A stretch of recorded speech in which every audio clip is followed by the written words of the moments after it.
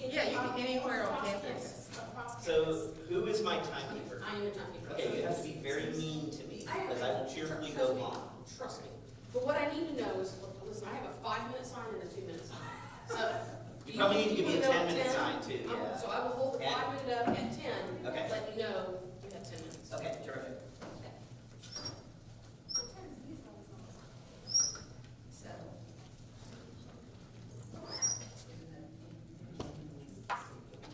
Okay. I'm so sorry. I was. You are the least of my Yeah, worries. if you go out that one door anyway, it's the That's the first, I don't think that was mini sponsored. corridor. So, yeah, For No, me, that's no. true of so much. the closest one I know of is that way. Very few people rise to the Around level that of way, being and a then problem where for that me. intersecting hallway. Okay, I will be right back. Absolutely. Nobody have any fun until I get back.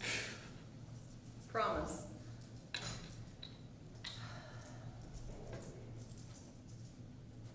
Is this archival storage in here? Uh-huh. Okay. I'm not sure which one of these he wants to open, so I'll have ask him.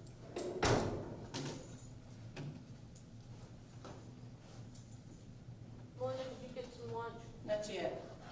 I'll get this going and then I'll go out and get something.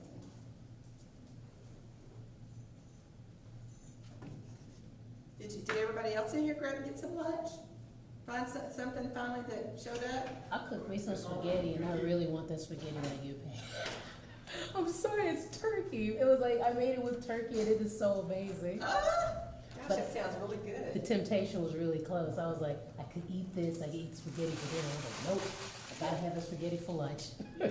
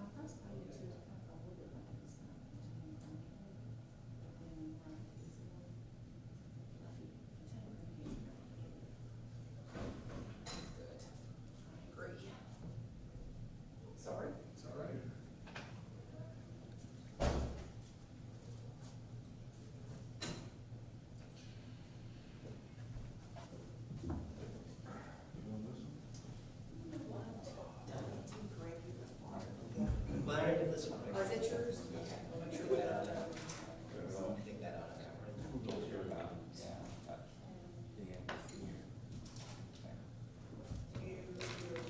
Unless you're recording me, I don't need that. Okay, then I need it. I think you have But a, I- yeah, it's a plug in too. Yeah, it's in.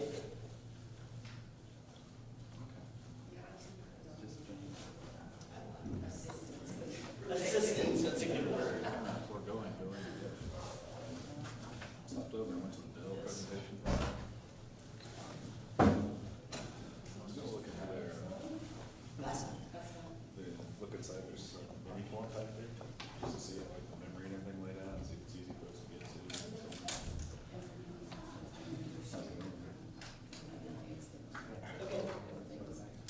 That's what I was thinking too, I was just like, look at those baseballs, we just play catch. Yeah, I really thought that was like a stress ball though, that you pass it to him now, it's got weight to it. I don't want it. Right? Just kidding. Does that work? JK, yes. I am. You're singing. Don't judge me. Oh, I thought no, it would be fun. you can't do that. Yeah. Doing, lyrics My and slides. stuff. Huh? Oh, I remember I said that was that. There's a, like, Rick in it, Rick Solomon. Wait, what? Okay. They're doing something. Yeah. Staff appreciation. I just wasn't sure what this was. Doing the steps with you. Oh, I have exactly this problem, so. I'm hoping to like a t-shirt. Right. I heard Adrian, I think he came in, he got saw and said, oh, I'm getting the hell out before I get saw. Watching the stream. Just do it by memory. All right. Oh, so you were the one. Are you the one supposed to replace everything? Huh? Yeah. You supposed to replace everything? Yeah, Tim told me to come at 2. Right. Oh, two, okay. Dude, I don't know. Yeah. It's a long way away. We'll see how it goes. I eat a bar, so hopefully I'll be fine. Probably went only an hour. I told my team that. They just looked at me. I'm fire, and they were like, Yeah, it's only an hour away. That's all this artists guy's will be speech. compensated, guys. Because That's what I it's like they're all read. talking for about an hour. We'll look forward to it. So you should do it. That's good. Oh, that's right, this was in before he got destroyed. What? This was the event that was in before he got destroyed. Maria said I this. guess so. Someone It's totally took a heart with her. Conference. Remember that? Oh, yeah, this You was want, all, she's willing to do yeah, that on with someone. I don't think I could. I don't think I'm that cheesy. Like, Right. I don't think I'm that much of a performer. Yeah, I was like, why is there a stream? I tended to stand there. I just, I was on YouTube and it popped up. Because I've been watching the graduation ones. Yeah. I was like clicking through and it suggested I am going to ask, since this is gonna be kind of a small crowd, if we could all kind of come into the middle. I think it makes it a little easier for our speaker instead of trying to span the room with one person over here and one person over there. So if you would kind of move in, it's kind of like a crowded Sunday morning service. Move in. You're welcome.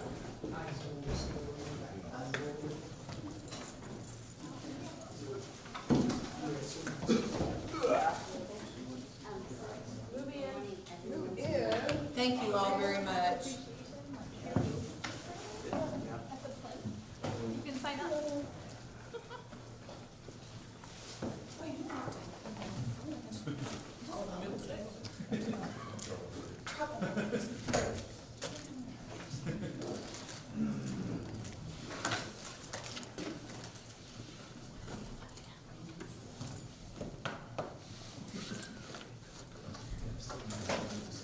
That's gonna be fine.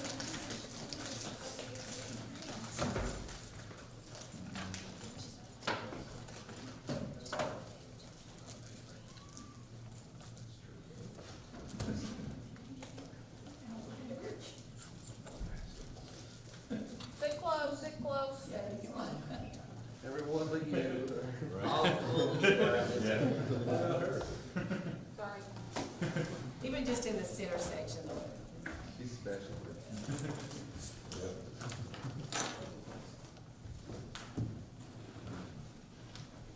Okay, who had time to wolf down a lunch? If you finally get to your lunch of choice finally arrive? I am so sorry for whatever snack. Do what? Make it, A lot of people had to make do. yeah, I'm still, just hanging on to the granola bar, but there's, yeah, I have no idea what the snafu was. If you would, come on over more towards the center, so we'll have, it'll be easier to follow the center. Thank you. I'm sure our event coordinator will make sure Jimmy Johns knows. So first of all, thank you again for attending, and if you've not been doing so already, please take time. We'll give you our shameless plug that we've been doing, the opportunity to spend time with our platinum sponsors that are across the hall in the rooms. And if you don't have if you have the opportunity, also, we've got our little tweet, hashtag, and tweet about it, about the summit. If you haven't downloaded the app, it's not too late. There's still things happening throughout the course of the day. It's OIT Summit. Yes. It's very helpful, I have found. What's the Twitter hashtag? The Twitter hashtag, get my handy dandy notes. So use Twitter, it is at OIT Summit, and hashtag OIT Summit 2017.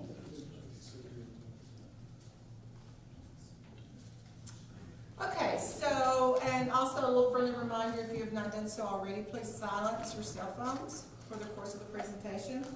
I have the honor of introducing Henry Neiman as the speaker for this presentation at this time, right after lunch. So, Henry is the founding director of the OU Supercomputing Research for Education and Research. He's assistant vice president for information technology, research strategy advisor, associate professor of engineering, and adjunct associate professor of computer science at the University of Oklahoma. So as you can see, he's very well versed in supercomputing. So his presentation today, I'm sure it's going to be very, very interesting. So I'm going to go ahead and turn it over to you, Henry. All right, thank you. All right, so let's go ahead and get started. That's what I'm going to talk about. You notice my talk has like three different titles, so naturally a fourth one appears in the program. Let's see if we can get this thing to go. Oh, very exciting. Okay, hang on. Another miracle of modern technology. There we go. Okay, so I'll talk about why physical data management is challenging. By the way, my goal in this talk is to insult everyone in the room. And I'll split you up into groups and insult you in your turn. So, actually, I'm not sure I will get around to insulting students. How many students do we have? Okay, so I apologize in advance that I may not insult you, but I'll make it my business to insult everyone else. How's that? Okay, we'll talk about how researchers behave in their native habitat, and we'll talk about a business model to address some of these challenges. And I love questions, so there's no such thing as hold your questions to the end. I myself have no short-term memory, so if I think of a question when I'm in a talk, listening to somebody, I will just blurt it right out, because if I don't immediately say it, it's gone. So I encourage you to do the same, it's only fair. Plus, that's way more fun for me. Okay, so let's talk about the challenge of physical data management. I've got lots of data. I'm a researcher, I've got a ton of data. Tens of terabytes, maybe hundreds of terabytes. So can't I just go to Walmart and buy a bunch of USB drives and be done? Oh, you're shaking your head. You don't believe that that's going to be a workable solution? No. Oh, good. Well, so I got at least one person on my side. I'll insult you more gently later. How's that? Okay. So the answer is, you can go to a NASCAR race with your riding lawnmower, and you can get on the track, and you can go round and round, but you ain't going to win, and you probably get killed. So just because you can do it doesn't make it a good idea. So if you've got really little data, and by really little data, I mean a few terabytes, or even gigabytes instead of terabytes, then yeah, the USB disk drive from Walmart solution is perfectly viable. Right? The biggest USB drive you can buy today, I think, is 6 terabytes. You buy a couple of those, you stick them in your office or at home or whatever, and you put your data on there, and you're golden, you're good to go. But you get 10, 20 terabytes, You're going to be juggling a bunch of those. You got no idea which one has the data you're looking for. And you've got them in your cardboard box somewhere. They got the little plastic dino labels on them.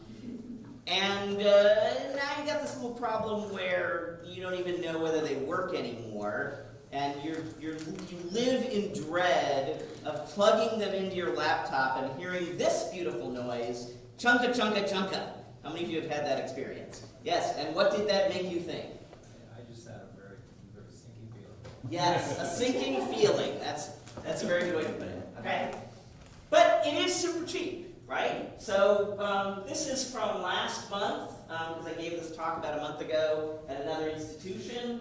And what I found on the web, and it actually literally was on Walmart.com, they had the cheapest pricing. It was about $33 a terabyte. And by the way, should you only keep one copy? No. What do you say, chunka, chunka, chunka man? Okay, sure. One copy, bad idea. 2 copies, good idea. Right? 3 copies, better, but I think nobody thinks to do that. Well, only if you put them in different places. Oh, that would be ideal, wouldn't it? Because, I don't know, does Texas have basements? In Oklahoma, we don't have basements. How many of you have a basement? No basements? Okay. I was going to say a flooded basement, but maybe that doesn't apply here. So a hurricane tornado comes by, takes your house away, right? So it's probably better, exactly as you say, to have one of the copies somewhere else, right? Okay. But so far, it's still pretty cheap. All right. Now, you get into the few tens of terabytes, and that's breaking down at that point. You know, you have that cardboard box, it's full of USB drives, it's a jumble of risk and delight. So at that point, maybe you're going to buy yourself some kind of enclosure full of disk drives. How many of you are familiar with the term RAID? Okay, what's RAID stand for? We've got an array of inexpensive disks. Yes, and by the way, you hear both independent and inexpensive, and generally it's both of those, right? It's a bunch of disk drives pretending to be one big disk drive. Not just big, but fast, as it turns out. Okay, so that's not too bad. So you can go on the web and you can order those. The cheapest one that I know about is this thing called Backblaze, where they've stripped it down and designed it to be as super cheap as humanly possible. And they'll get you down to a little under $100 a terabyte. Dell, if you're buying sort of their cheapest enclosure, I was just in the Dell room a little bit ago, so it's about 50% more than that. So this is getting into some real money. By the way, this is still single copy, right? So if you want dual copies, that $100 a month is now, or sorry, $100 a terabyte is now $200 a terabyte. Likewise, the 140 is now $280. And had you better keep 2 copies? You totally better keep 2 copies. Okay, good. All right. By the way, also, beyond sort of the most minimal system, RAID system, you're going to actually have to have a little bit of expertise to set up and run the thing. You can't go into it as sort of a casual home user and expect that to work out really well. So that's getting you into some more cost as well. Okay, so there's hidden costs as well as real costs. All right, so now it happens that I had a project where I did need to get pricing for this stuff. This is MSRP. Of course, in real life, nobody pays MSRP, and I'm aware of that. So you can apply your favorite discount factor to this, but at least MSRP, if you wanted to buy yourself an enterprise class disk system, and this is a relatively low-end one, you're looking at, we're not quite at $1,000 a terabyte, but we're getting pretty close. And again, for one copy, right? Is that person good? Of course, for a real enterprise class system, you need an enterprise class data center, right? You're not going to stick that under your desk. Space, power, cooling, of course, we need an expert, so that's labor. Fire suppression, the whole deal, right? Okay, so good rule of thumb, disk is expensive. Okay? Can we agree on that? Disk is expensive? Except USB, again, you can go to Walmart, but beyond a relatively modest capacity of data, that solution is not going to be very good. It's going to break down on you. Okay. Now, on the other hand, you can go stick your stuff in the cloud, right? Is that expensive or cheap? Expensive. How many of you voted it's cheap? How many of you voted it's expensive? How many of you voted it depends how much stuff you got? Okay. So our assumption here is you have tens of terabytes. At that point, is it expensive? Yes. Yeah. And we can calculate this out. So again, this is from last month. I doubt that the price has changed in the last month. But the cheapest I could find online was Amazon Glacier, which they won't tell us whether that's tape or disc, but never mind, that's somebody else's problem. We do know it's multiple copies, so we don't have to worry about multiplying up, but 4/10 of a penny per gigabyte per month, that sounds pretty cheap, doesn't it? How many of you vote 4/10 of a penny per gigabyte per month is a pretty good price? How many of you vote you have to multiply it out to really find out what it costs? Ah! Okay. Alright, so I did, actually. I applied some simplifying assumptions like Moore's Law, so capacities doubling every 2 years, which means price per terabyte going down every 2 years. Which, by the way, is that true anymore for storage? Does price per terabyte get cut in half every 2 years? Not anymore. Not anymore. Every Currently, year. for disk, it's at three years, but the trend is heading toward 4 years. Okay. Now, that all could change, but for simplicity, let's just assume 2 years. If I apply that assumption, I come out with $135 per terabyte over a 5-year period. Okay. So for the full 5 years, $135 a terabyte. And it's a bit more expensive to do Google or Microsoft, but same kind of calculation. So far so good? Okay. And this is multiple copies, so we don't have to multiply up by 2 or whatever. Okay. All right, well, so let's do an eyeball comparison and see how these are holding up. See whether these prices are reasonable. So the IBM Enterprise solution, remember you have to have 2 copies. The IBM Enterprise solution, $1.6 million over I believe this is for the 5-year period, right? Yeah. That's for 10 years. This is 10 years, $1.6 million, okay? Microsoft, Google, and Amazon were coming down to the $100,000 range. Build your own RAID, you're going to be in the $200,000 to $300,000 range. And I got this thing down here. Right? Oh, USB disk drives, 66K for a petabyte. How many USB disk drives in a petabyte? Dual copy. 600. You're off by only about a factor of 2. It's about, what would this be, about 320, 330? So not too bad. 330 of them, so that's not one, well, it might be a really big cardboard box, but more likely it's several cardboard boxes of these USB disk drives. So I think we can agree at petabyte scale, USB disk drives is not a solution. I'm arguing that at tens of terabytes it's not a solution, but at a petabyte it's definitely not a solution, right? And then at roughly half that price is what I can offer you. By the way, I can't actually offer it to you. But if you were in Oklahoma, I could totally offer it to you. Okay? Or if you collaborate with someone in Oklahoma, I can offer it to you. Right? And this is assuming dual copy. All right, so how can I offer you this magic? Oh, that was 5 years, so this is 10 years. If I add in for the second 5 years, that's another, even if I go down to USB, that's another $12,000. Again, assuming Moore's Law, blah, blah, blah, blah. Whereas OU, the second 5 years is free.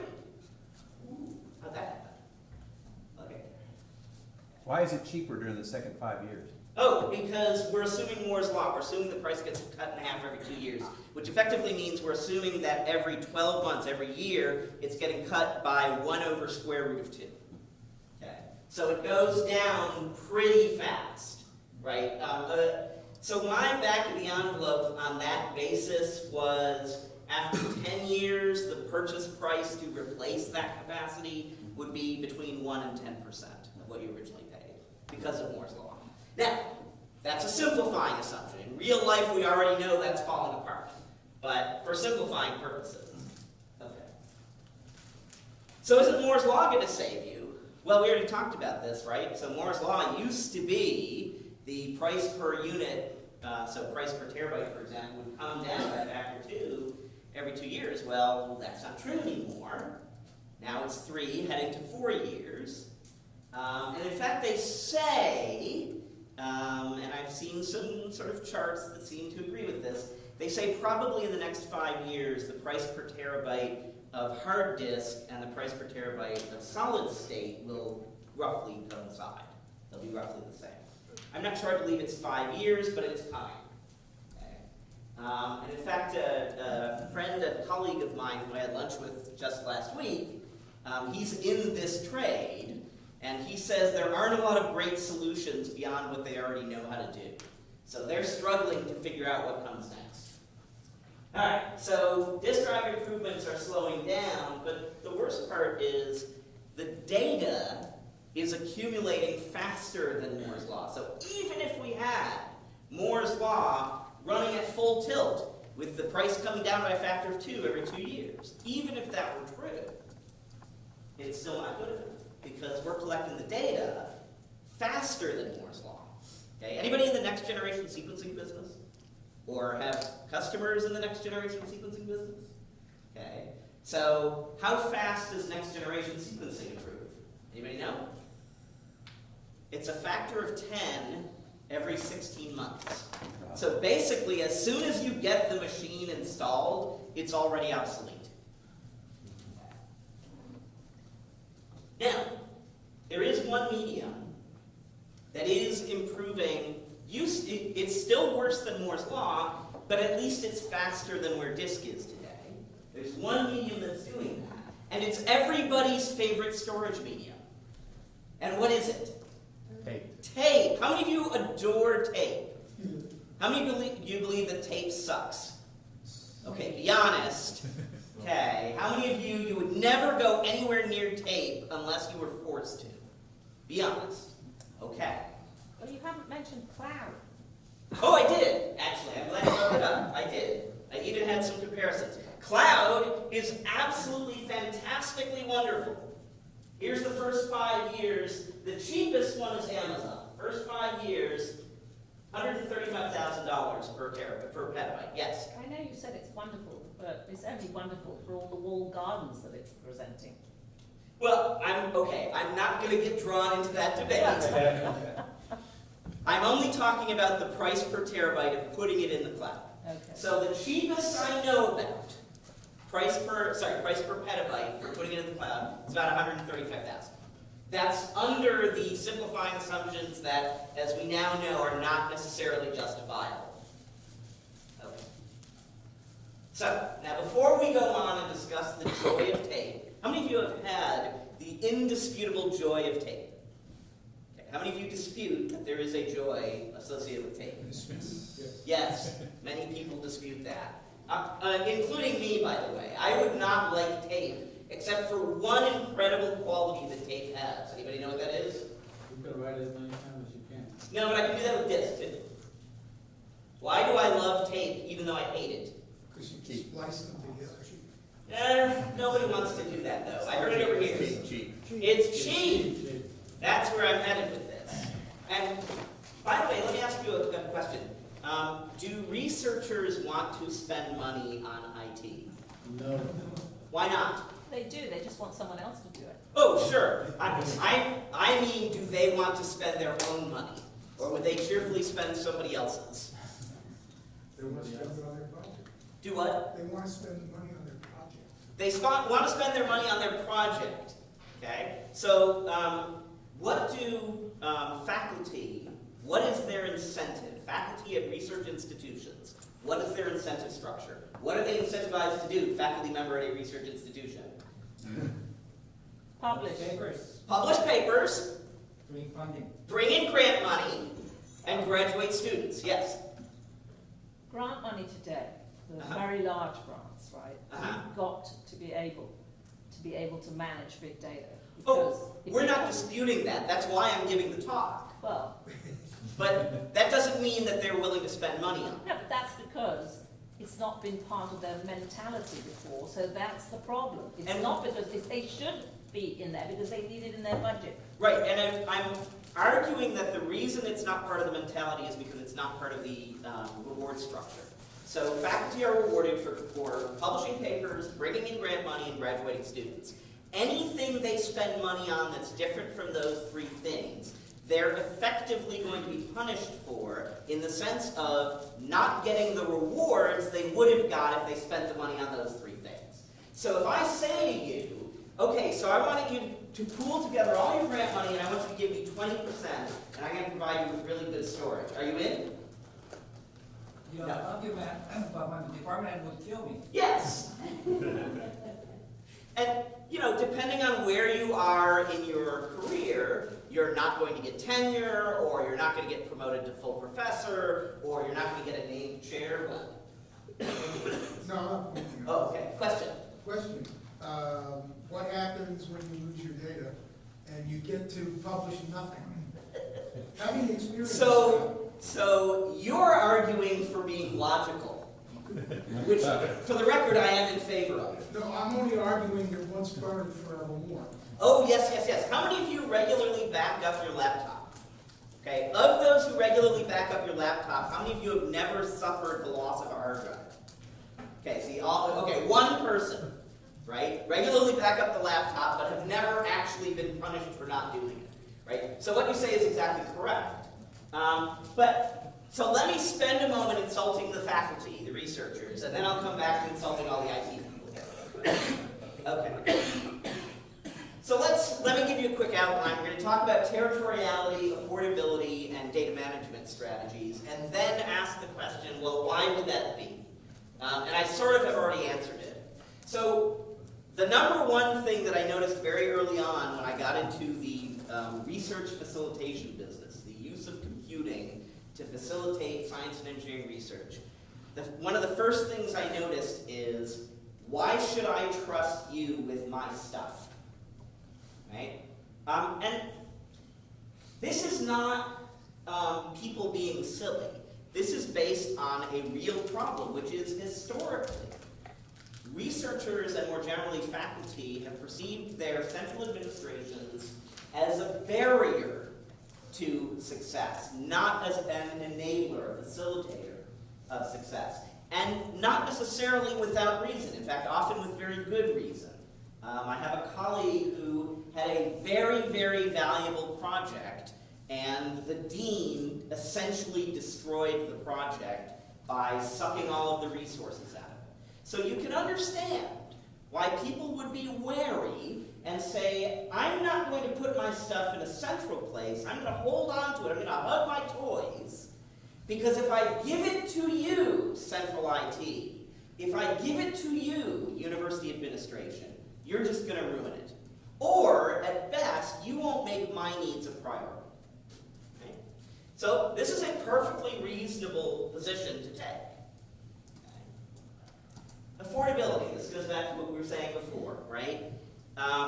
And part of the problem, too, is that if your mental model of the cost of storage is USB disk drives from Walmart, which up to a point is a reasonable mental model, but if that's your mental model for the cost of storage, you're not taking into account the facility, so space, power, cooling. You're not taking into account the expertise that's needed to manage it at scale, right? Managing it at small scale is trivial.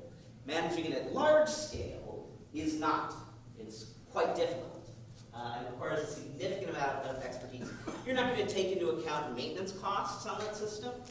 How many of you, when you buy a laptop, you invest in a high-end maintenance plan for your laptop? And how many of you choose not to do that? Why do you not do that? It's expensive. It's expensive. And by the way, I'm not saying that's bad. I don't either. It's expensive. So if I've got a $350 laptop, what do I need with a $350 maintenance plan on it? Right? Which is what the high-end one is likely to cost. I was just on one of the vendors' websites looking up these exact numbers. It was like $250 because it was on sale. But yeah, it's very expensive. Okay? And as a researcher, your job is to stretch those dollars as far as you possibly can. You know what a grad student is going to cost. You know what a postdoc is going to cost. You don't necessarily have a strong idea of what the computing and data storage is going to cost. Okay.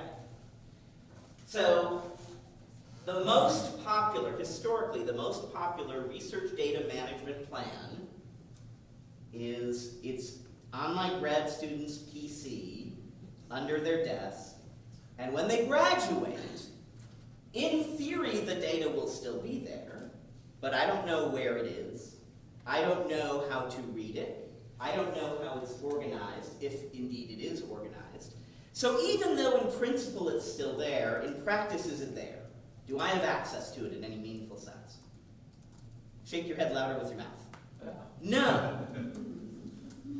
But now that's not good enough anymore because the research funding agencies are saying you have to have a plan for that data. And the research funding agencies are not saying the following, but this is what we're going to get closer and closer to. Every bit, everywhere, on every platform, for everyone, forever, for free. That's where we're headed, right? Today they say you have to retain it for, and they won't necessarily give you a number of years, but there's an expectation that you will retain it for at least a few years after the end of the funded project, and you will make it available, and this is actually quoted right out of the documentation, you will make it available at no more than incremental cost. So in principle, you can charge them for the labor of copying it and for what you copied it onto, and the postage to send it to them. But that's all you can charge them. But where we're headed is much worse than that. Now, we'll never get there. We'll never get all the way to that extreme. But we're going to get closer and closer all the time. So whatever plan you've got, it's got to start from there and then work back to reality. Not start from reality and try and get there, because you'll never get there starting from here.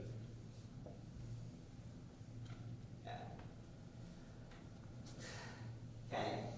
I mentioned this one that a lot of researchers perceive the central administration as a barrier to them because they've had some bad experiences, either at their current institution or at a predecessor institution, or their colleagues have, and have told them all the horror stories, right? Who is better at pouring poison in your ear than the person you sit next to? Okay, and then there's a mindset issue. In the olden days, in younger times, and by this I mean like 7 or 8 years ago, a typical new large-scale computing or data researcher would come to us from a Windows laptop background. Maybe Mac OS, but typically it was Windows. That's a pretty big gap from where they start to large-scale shared resources, particularly if they're doing it on the computing side where it's command line and it's batch, right? It's a completely different mindset. And typically when they show up on our doorstep, we'd have 1 hour to get them productive. Because that's their tolerance for learning this stuff. 1 hour, right? Yes, you can see she's nodding along vigorously. Anybody else in the research computing facilitation business, other than the two of us? Okay, so you can take our word for it. 1 hour is their full tolerance for this. Well, as I say, those were the good old days. This is where we are today. This is where our typical new large-scale research computing or data user comes from. They come from Android and iOS. So that's an even greater distance from batch, shared, large-scale, command line, Linux, right? How do you deploy software on this? Well, you tap the screen 3 times, right? Once to pull up the store, once to pick the application you want, and once to give them permission to listen to your phone calls, right? How do you double the storage on your phone? Buy a chip. You buy a chip, right? You go to Walmart or Best Buy or wherever, Target, and you buy something this big for $20 that doubles the amount of capacity you got. Or, for many phones nowadays that don't have the slot, what's the other solution? Buy a new phone. You buy a new phone, so you spend $200 instead of $20, but it's the same principle. Ooh, what phones are you buying? Yeah, where are you buying your Oh, I phone? buy them with the 2-year plan. Okay. That's the phone I buy. Yeah. By the way, have you ever run the numbers? It turns out, no matter what phone you buy, you pay the full price of the phone. They just spread it out so you don't notice. So that thing where they say, oh, it's an $800 phone, but we'll give it to you for $200. No, $200 is the down payment. We noticed. Good. Why microphones? Okay. All right. So I've said all of this stuff already. Cost is an issue. How much are grad students? Cheap or expensive? Expensive. How many of you feel they're expensive? How many of you feel they're cheap? How many of you it depends how much grant money you have? Right. See. So how do they compare compared to out there in the marketplace? Cheap. They're super cheap. How do they compare compared to how much money you have available? They're incredibly expensive. See how that works? But at least in principle, they're pretty cheap. So you think, oh, well, if somebody needs to have expertise on how to do this, I'll just have one of my grad students figure it out. They're cheap. Which works out great until the system gets hacked, but never mind. Okay, so we wanted to find a way to provide large-scale research storage in a way that everybody was willing to tolerate. And all we can hope for is tolerate. There is no good solution to this. Well, the magical solution would be, hey, the university will pay for unlimited storage capacity for any researcher who needs it. How many of you vote that would be a great plan? Yes, the researchers all think that's great. How many of you vote that's a terrible idea? How many of you voted both at the same time? Yes. It's a great idea in theory. In practice, there's no way to make that work, right? Because if I offer you unlimited storage, how much will you use? So I will use a little bit. You'll use a little bit? Yeah, I use LaTeX, so. Oh, okay, so yours mostly documents? Yeah. For, how about big data people? How much will they use? Oh, don't even ask. Yeah, right. There's no upper limit, right? As soon as it's available, they'll fill it. All right, so we need a business model that will allow us to do this. Okay. So what we did at OU was we got a grant to pay for the machine. So this is a large storage system. And that means the hardware, the software, and the first several years of maintenance. In Oklahoma, we're required by state law to refer to it as an extended warranty.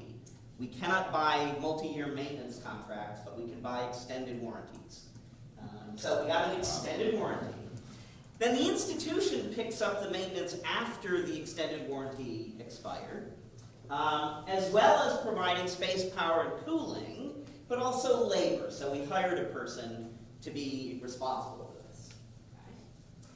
And then the researchers, all they have to buy is the storage media. When we initially started, that included disk, but we found pretty quickly that they were not that interested in paying for disk because the price for disk in an enterprise class system is outrageously high, as we already saw. Right? And sorry, outrageously high compared to other solutions. So what we ended up with is tape. Tape has literally one advantage. That's a lie. Tape has two advantages, but only one of them does anyone notice. What's the advantage of tape? It's super duper cheap. It's about half the price of USB disk drives from Walmart. Okay. So, and by the way, Walmart will sell you the tape cartridges too. I didn't realize that until I was writing a proposal back in January, and I was like, oh look, Walmart carries these. Who knew? Not in store, for the record. So the idea is, nobody wants to pay for storage, so how about we all agree to pay for some of the cost of storage, and that way nobody gets stuck with all of the cost. Let's split the cost between the funding agency, the institution, and the researchers, and then the cost will be palatable. Now, this is for an archive. This is not live storage. You would never put data you actually wanted to get at a lot. You would never put that on tape. Why not? It's slow. By the way, is it slow? How does it compare to disk? It's not slow. You do the sequential access. So do what? You do the sequential access. It's not slow. It's fast. Okay, so I want to agree with you. And in fact, that's actually true. So LTO7, which is the current version of the most popular tape format, LTO7 will give you 300 megabytes per second per tape drive. And you typically don't just buy one tape drive. So, is that 10 or 5? 10. That's 10, okay, I got 10 minutes. So that's pretty good speed. That's a heck of a lot better than your laptop, right?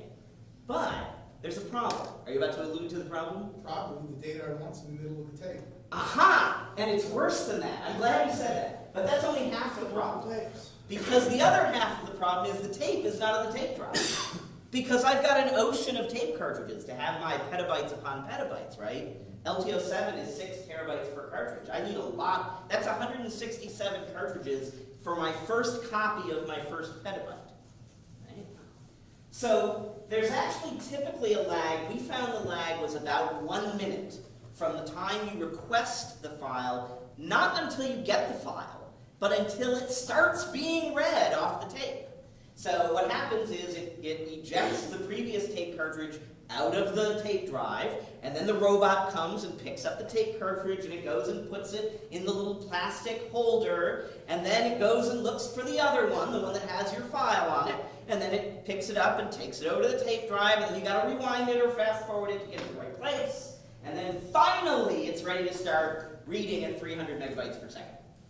Right? So there's an enormous latency, an enormous lag associated with getting started retrieving the data. Once you start, it's pretty fast. But until you start, you're just sitting around twiddling your thumbs. Are most people willing to wait a full minute for a file? No. How many of you vote yes? How many of you vote no? How many of you vote it depends how big the file is? It depends how big the file is. So if it's a 1 kilobyte file, nobody's going to tolerate that 1 minute of wait time. But if it's a 1 terabyte file, they don't mind because it's going to take a lot more than a minute to download a terabyte. And in between, what we found is the sweet spot is in the 10 to 100 gigabyte range. At that size, at 10 gigabytes, the time to read it off tape is roughly equal to the prep time before you start reading. At 100 gigabytes, the read time dominates. But it's still not excessive, right? We're talking about 15, 20 minutes to read that file. Okay, what did I skip? Oh, blah, blah, blah, blah, blah. Lots of good stuff here. We're wonderful, and this is how we do it. There, did that cover it? Okay, here's the picture of the machine. Blah, blah, blah, blah, blah. That's all good stuff. Okay, but tape sucks. Right? How many agree tape sucks? Tape's awesome. Okay, no hand. Oh, is there one person threatening to agree that tape is awesome? All right, usually, okay, one person half agrees. By the way, it turns out that tape is actually, by the way, is tape more or less resilient than disk? More. How many of you vote more? How many of you vote less? How many of you vote it depends what you mean by resilient? Okay, if I drop a tape cartridge from here, so if I can take the Procter & Gamble approach, I'm going to drop it from the height of my washing machine. Okay, will it survive? No. Tape? Tape. How about a disk drive? Right? I don't want to make a habit. How about, so is the medium, the platter on the disk drive likely to break from day-to-day use? No. No, it's the mechanics that break, right? It's the thing that makes it go spin round and round. How about the tape cartridge itself? The tape medium, will that break? Yes. Eventually. Yeah, especially if you have lots of little files on there, you get what's called shoe shining because it goes back and forth a lot, and that'll break the strip of tape. Sure. So that's a risk. We actually had a couple of tape cartridges go bad right before Christmas. So the joke was we created a bunch of tinsel, which was pretty much true for the record. But tape has a wonderful property that's way better than disk. How many of you have ever heard the term bit rot? So a couple people. Anybody know what that means? Bit rot. It's go away after a while. Yeah, they get flipped, right? So what happens is over time, sort of the wear and tear, if you like, on the bits will cause them occasionally to flip. So on consumer grade disk, for every 10 to the 14th bits that you read, typically one of them will flip and there's no way to detect it, right? So you lose about 1 bit in every, 100 terabits? So that's 1 bit in every 12.5 terabytes. What's the biggest disk drive currently available on the market?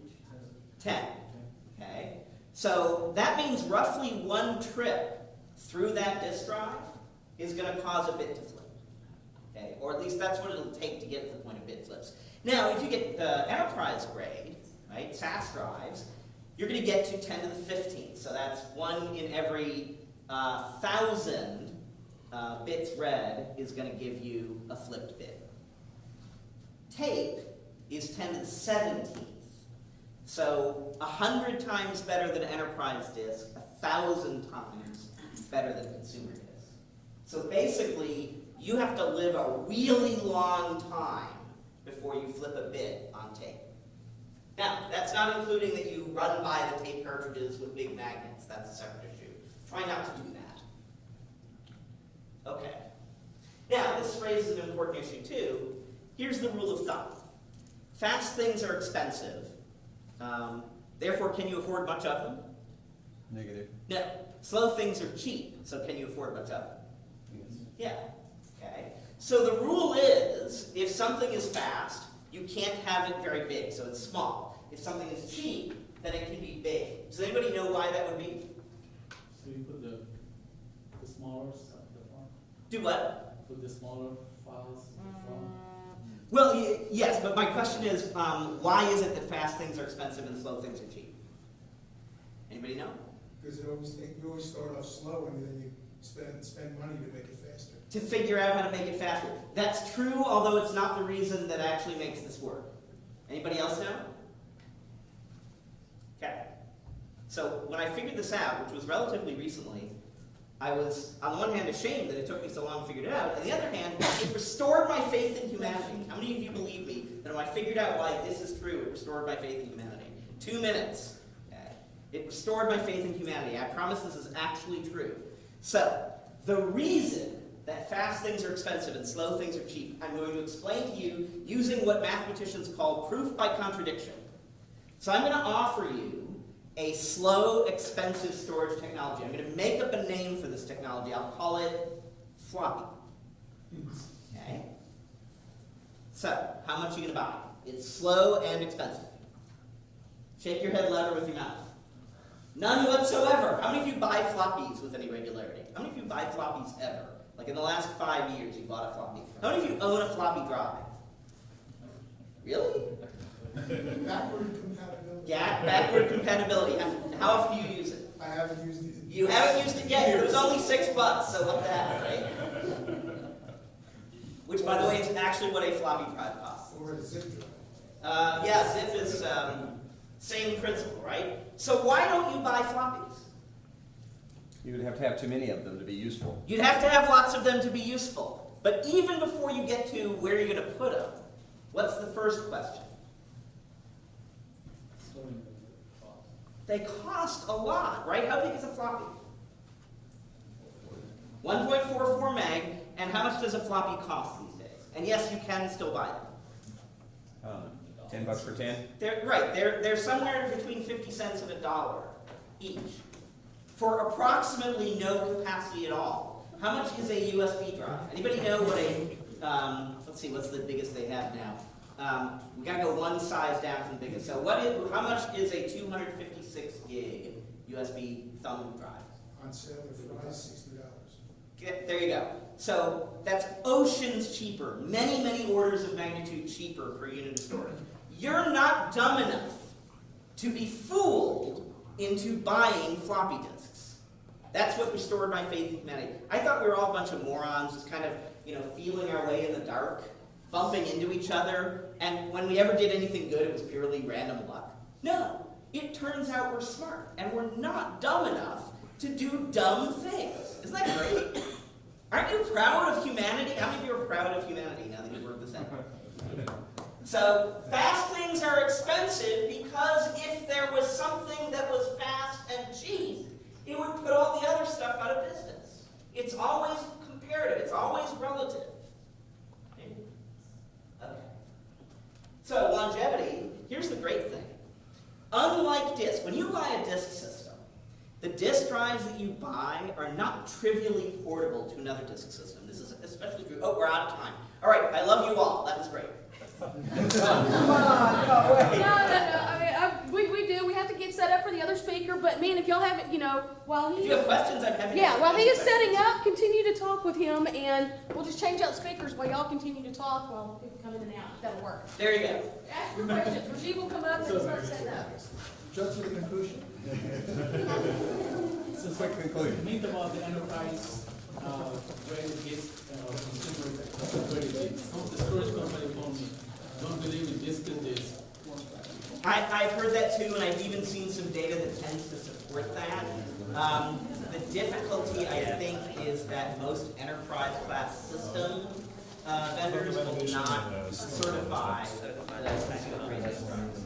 So that backblaze thing that I showed you that was the cheapest solution, that's made of consumer grade drives. And they've got lots of data that shows that consumer grade drives hold up as well as enterprise class drives. So, but that doesn't happen.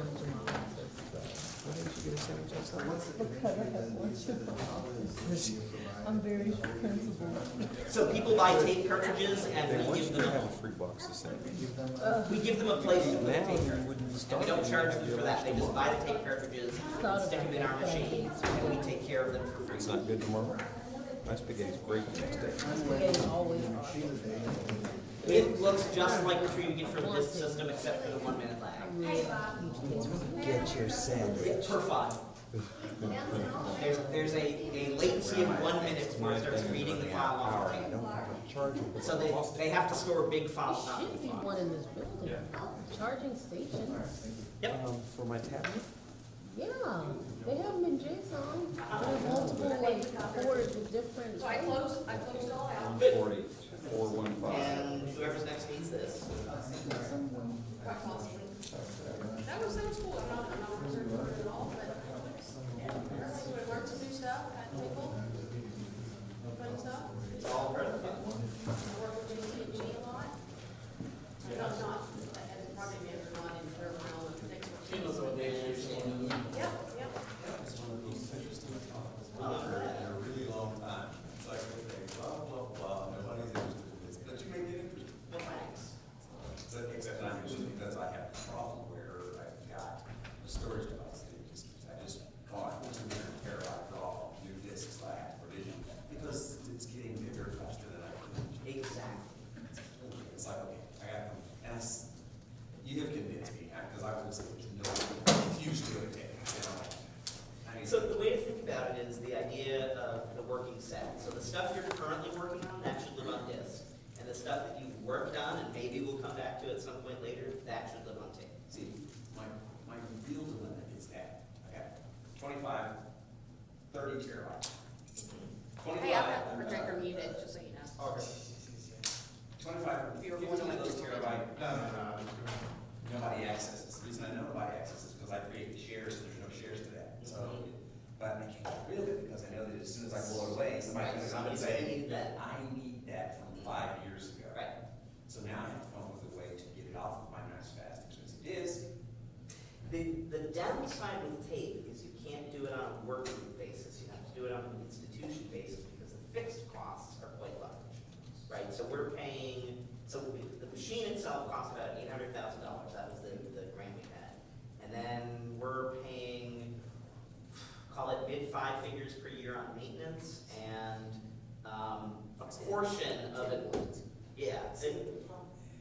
No, that was the initial one. No, now we're paying it for out of pocket next year. The only thing I can go to them is even less expensive disks someplace in the cloud, kind of stuff. Or talk your institution into providing a centralized resource that everybody No, can no use. problem. So The purpose of this is to convince people to do this at their own institution. How much time did I think about the time it takes to get in the cloud?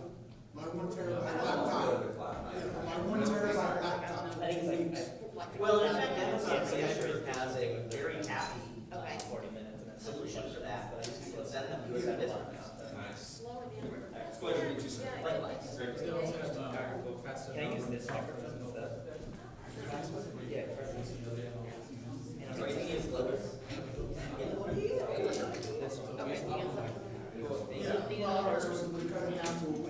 I was calling the customer service. This is ridiculous. What is the nature of it? So, Google Drive, for example, offers for academics unlimited capacity, but it's 1 megabyte per second. So that's about, it's less than 1% of what we can do. But he's not. Talk as long as you want. Yeah. From my perspective, it doesn't But really anyway, so yeah, she's got it, and, damage. So tape can be damaged. But, so we've damaged up to this point, I think we've damaged. Your time is lost. cartridges out of that. That's not too bad. Then you go straight to this. but see, you're Right, ready. issues like bleed through our community, if you count that, just the 17 hit rod rate, Yes, okay. Okay, so. Right. Fantastic. Right, and we used to have that too, and I think our institutions have a history of doing that. But nowadays, those systems don't require. You don't need to do that anymore. For your old stuff, we used to have. So I realized these are 22 by 8, hybrid. 15 years old, so somebody finally did a project to go read them. Lots of people here for this guy. Thank you, thank you. The crowds are great people. Yeah. Whereas Like this this natural. you actually have.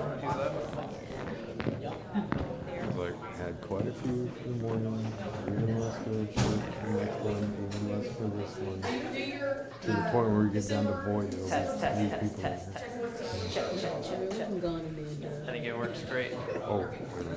be cognizant of that, you know? Yeah. Well, I think I can stand over here and do one of these types of things. That's perfect. I mean, you can't, But no, it's what you're seeing here. it's the same. Yeah, it's cool.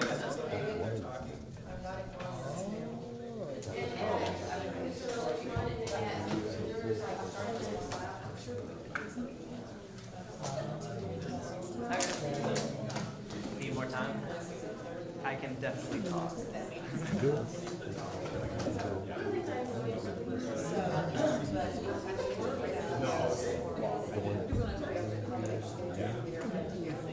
Yeah. Okay. Yeah, I'll be sharing a lot of stories. Actually, like 90% of my things is storytelling and applying. What's interesting is I took a bunch of notes from our panel this morning, so I'll talk about when I agreed with them. But also where I think there's a learning curve at this point where I don't necessarily agree with all the Gen Z versus Gen X. Like I hate labeling it, but there's some realities that we face as adult leaders that you know we need to cater to. Specifically.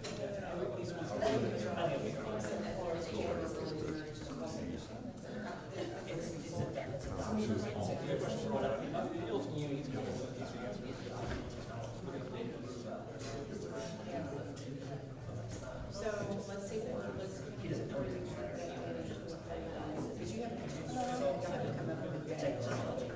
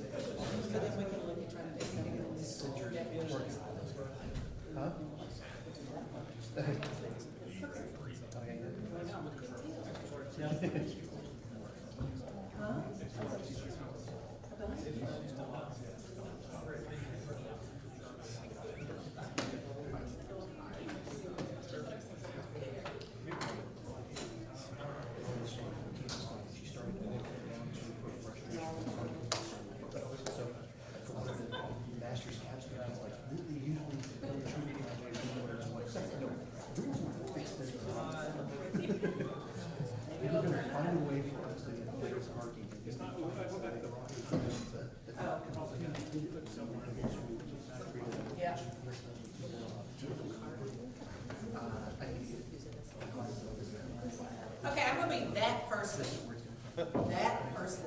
and ask everybody to come into the middle section, if you would please. I think that for the benefit of our presenter, that way he doesn't have to scan the room. I would appreciate if you just kind of move in a little bit, since we've got a small number here.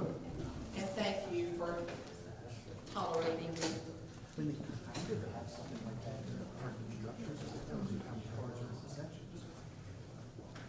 You don't have to be on the front row, just in the middle.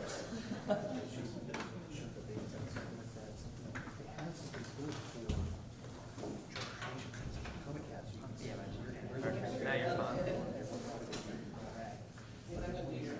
Oh, cool. Maybe halfway. I think they get paid by the hour. It's kind of like the, also the dark bus. No, this is not the bus, the little trams going. Yeah. Okay, I showed 1:41, so we're a minute late.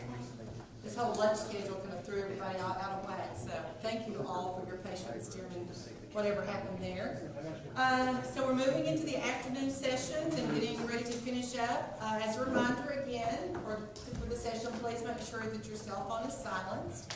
I'm Melinda Colby. I'm the Director of the Project Management Office for those who may not know me. I hope that the day has been a good day for you. I hope you've come away with some really good information. I know one of the sessions I was in earlier today was on brain health. It's really making me reconsider the way I do things. I'm like, well, okay. I don't want to be one of those people in my 80s that I'm just held up in a corner somewhere, you know. I want to still be productive. It was some really, really good stuff. So we've had some great speakers over the course of the day. And we're going to continue that pattern. So for those of you who may not know, the Office of Information Technology has embarked on an endeavor where we are providing the internet service to the residence halls on campus, which the cutover is starting to take place this week in doing that. It's a phased-in approach over the course of the next couple of weeks. Along with that, we have also partnered with a company called Apogee to provide IPTV service to our students across campus. So we were very fortunate to have one of our speakers today here that is with Apogee. So I want to introduce you first of all to Rajiv Shenoy. Is it good? Perfect. Okay. Okay, so just a little bit about him. He's the Chief Technology Officer of Apogee, higher education's largest managed service provider of data, ResNet, and video solutions to drive the student experience. Rajiv is responsible for driving Apogee's vision, help foster the student experience through technology, and understand higher ed's future needs. Very impressive, just a little bit background to him. Prior to CTO, he led the Stream 2 IPTV strategy and direction to help students watch live TV and connect with important university-related content. He was the founder and CEO of Orca TV prior to joining Apogee, which is a digital media company that drives student success and engagement across college campuses. So after 2 years of funding and consistent growth over 7 years, Orca was then acquired by Apogee. Hence, he's with Apogee now. So, as you hear the common theme throughout the introduction about student success and engagement, and that's what this is all about, is for us to be able to provide that to our students here on campus. So without further ado, I'm going to turn it over to Rajiv. Awesome, thank you so much. Hello. First of all, thank you all for having me. It's been really fun. Big thanks to Helen, Casey, Letitia, Brian for organizing this. It's been really a great learning experience. I enjoyed the panels, the keynote, and the rest. Before I jump into this, though, to talk a little bit about Apogee in a different context, we have been in the managed technology services space for over 20 years. And if you look at where we started, we were actually a calling card company. And what I love is when we visit campuses, you ask a student what a calling card is, and they look like they have no idea. And so we've had this incredible ability to evolve with changing technology for 2 decades. And with that, what's been really fun for me, and frankly I feel spoiled, is I get to visit the 350 plus campuses across the country that we currently serve, plus all the prospects. And it gives us this unbelievable view and global perspective of what's happening in higher ed. And as we all know, and as we heard today, higher ed's going through one of the most unprecedented but also incredible amount of public scrutiny than ever before, right? And as we heard today, it's driven by a lot of things. It's funding, it's technology, it's public perception. Actually, this morning, the Wall Street Journal article came out talking about how private colleges are discounting their tuition by 49.1% to attract students to attend college, right? And so when we look at it, I've started to realize that a lot of people think higher education is a relic of the past, right? It's something that's not valuable. But what we've been able to see is it's actually going through an incredible renaissance time, right? Where technology is making education more accessible, more affordable, and a way to actually understand how we're driving academic outcomes. And so what's driving this? So first and foremost, it's this idea that technology is changing faster than ever, right? Every 12 to 18 months, it feels like there's something new out there. We're having even more focus on admissions, on retention, on student success, persistence, and the expectation has grown to achieve all of this with restricting budgets and constricting budgets.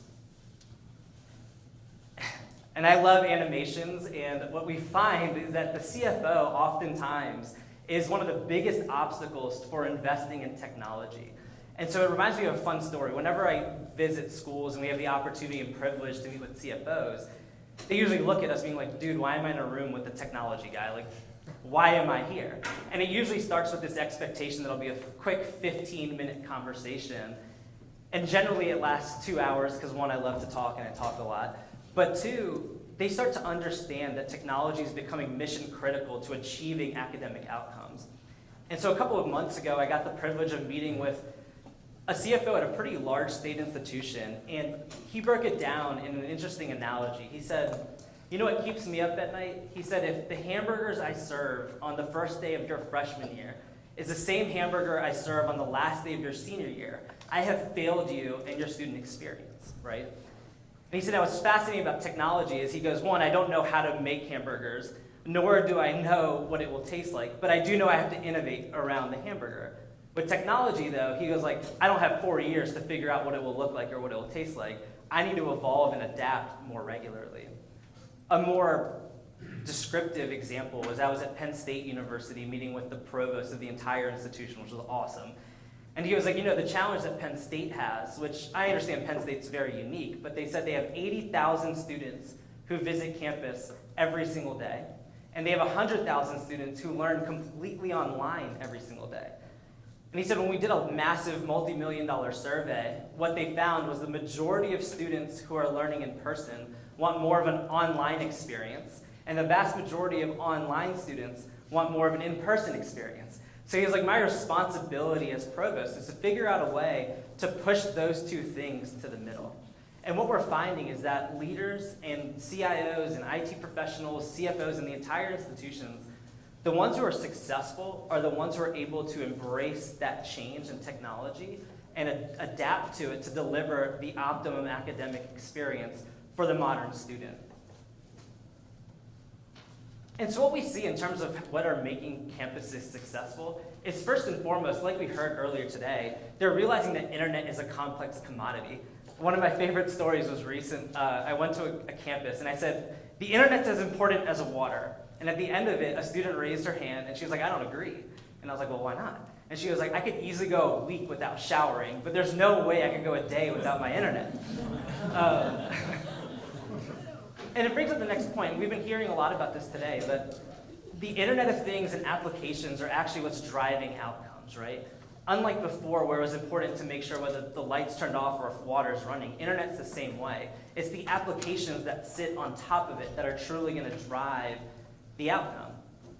And we heard a lot about big data and analytics, and we were actually just in a session right before this talking about how a professor uses analytics to drive better student satisfaction, but also better outcomes. So we'll talk a lot about that today.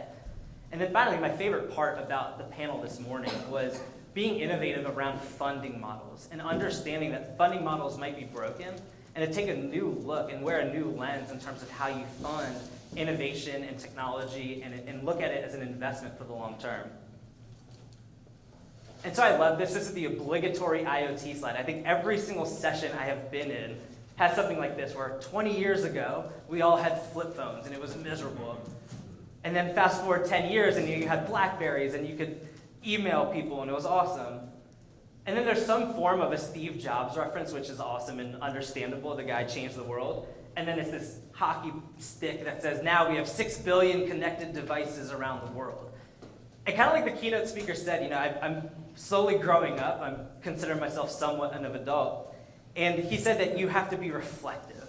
So I travel a lot. And so when I'm on the road, I started to realize that us humans actually grow exponentially too. So 10 years ago, I had the ultimate mushroom haircut. Props to my mom. I had 0 devices, and I averaged about 10 hours of sleep a day, which was great. And frankly, now when I look at my 10-year-old nephew, he's got an iPad, he's got a gaming device, he's got everything. 10 years later, I became the annoying college millennial. I still only had 2 devices, and I actively chose to only sleep 6 hours a night, which I don't know why. And my Steve Jobs moment, and that's not really accurate, but my big moment was when I graduated college, I actually noticed a problem that my undergrads faced. And so our student government president used to come to me every day complaining that no one read her emails, no one looked at the flyers, no one checked their new Facebook pages. So to impress her, because I found her to be extremely attractive, I videotaped her doing a State of the Union address, put it in PowerPoint with bullet items, and posted it on the digital signage around campus, the cable TV system on campus, and websites. And a couple of things happened. One, we learned very quickly that social media was changing the entire dynamic of campus. It was the way of engaging students. 2, it's how I started my company, Orca, where we realized that the mass proliferation of social media was going to drive the way students interact not only with each other, but with their coursework and information. And then the third thing, which is most important to me, was our student government president ended up marrying me, which is the greatest testimonial of all time. And we had our first child 9 weeks ago, who's somewhere here, maybe crying outside. And that's where I am today, right? My life has exponentially changed over the last 9 weeks, where now I have 8 devices, and I only sleep 2 hours a week or a day. And does the baby count as a device? Sometimes. I actually want to invent the connected diaper where we'll get text messages being like, it's dirty, and go change it. My mother-in-law always teases that you can just smell it. You don't need any device to tell you. But the point of sharing all of this with you, and I respect everyone on the panel today, but some of the things that we need to consider is everyone in this room, we are digital adopters, right? When you look at the journey of technology, the session right before this was talking about floppy drives. If you tell your student, why is a save icon a floppy drive, they have no idea what you're talking about. So all of us have experienced and lived through this revolution, but my son, Neeraj, was actually born with the digital DNA. He looks at technology the same way that we expect the lights to turn on, the water to flow, to get in the car and drive. I mean, I hate saying this because I love driving, but my son probably will never actually sit behind a wheel and drive. 17 years from now, he will probably hail an Uber that'll come in 30 seconds. No guy is driving him. It just takes him wherever he needs to go. And so that's my goal today. As Chief Technology Officer of Apogee, we get this unbelievable opportunity to understand the challenges that are facing Gen Z and what their expectations are, and blending it with the adult supervision in the room, as I call it, on creating a pragmatic approach towards innovating for higher education, right? How do you blend this idea that your in-person student wants more of an online experience, but the online student wants more of an in-person experience? And so we talked about it already, but I think the biggest thing that I've noticed is that student who said she would rather have internet than shower is a great representation of who these people are, right? 80% of them, 4 out of every 5, so like that's insane, feel like they're distressed without connectivity. We went on a cruise, which was really fun, and I had no internet. I wanted to cry. It was miserable. Like I had to force myself to have conversation. The other one that was really shocking to me is 85% of Gen Z, so people born after 1995, use social media as their main resource for news and information. So think about it. I wake up in the morning, I'll read USA Today, I'll check out the headlines on CNBC, but these students are checking social media first. That's what they do when they wake up. And so what I'll talk about today is how the modern campus will be completely connected down the road. How can IT professionals shift from where right now we all have horse blinders on and we're playing catch up? What does it look like when we move into an app-based world where everything's connected? So I'll first talk about this idea of the connected management of campus. I'll then talk about something that I'm very excited by, which is behavioral analytics of how students behave while they're on campus. Manage access control. So how does that affect admissions and getting insight into what students are actually interested in when applying? And then finally, something that's more of a pet project for me is the future of interactive sentiment video and what that means to driving academic outcomes through video and lecture capture and the rest. So I'm a video guy, and I just realized I probably don't have my sound on, so 1 second. Let me just make sure I have it plugged in. Is there a, I think this one's it. I'm a good technology guy. That's right. So this video will walk through the connected office and some of the applications that the commercial world is using. And I think the panel actually mentioned this really nicely in the morning, where we can start looking at what's happening in the commercial space and start adopting it here in higher ed. We have zero affiliation with any of the companies here, but I just love to geek out to see what other people are doing and how it actually makes our lives easier. Hi, my name is Linnea. I work at Core Service Management in Stockholm. Imagine a smarter office. Right this second, I'm keeping track of hundreds of waste bins, copy machines, and projectors. You want to know how it's done? Magic! Did I mention I'm also keeping track of hundreds of washroom dispensers? Actually, it's not magic. It's a seamless and well thought out Internet of Things system that helps me keep track of everything in an office environment through my mobile phone or tablet. For example, there is a sensor at the recycle station that measures when the waste bin is about to fill up. Then, I get a push notification telling me to go empty it out. The copy machines tell me when they're running out of paper and when the toner needs to be refilled. Next stop, the washrooms in Zone B. The paper towels needs to be refilled. Smart plugs and sensors keep track of the projectors in the conference rooms. How much are they being used? How much energy do they consume? Or do I need to change the filters for light bulbs? It's cold in here. Let's close that window before the next meeting starts.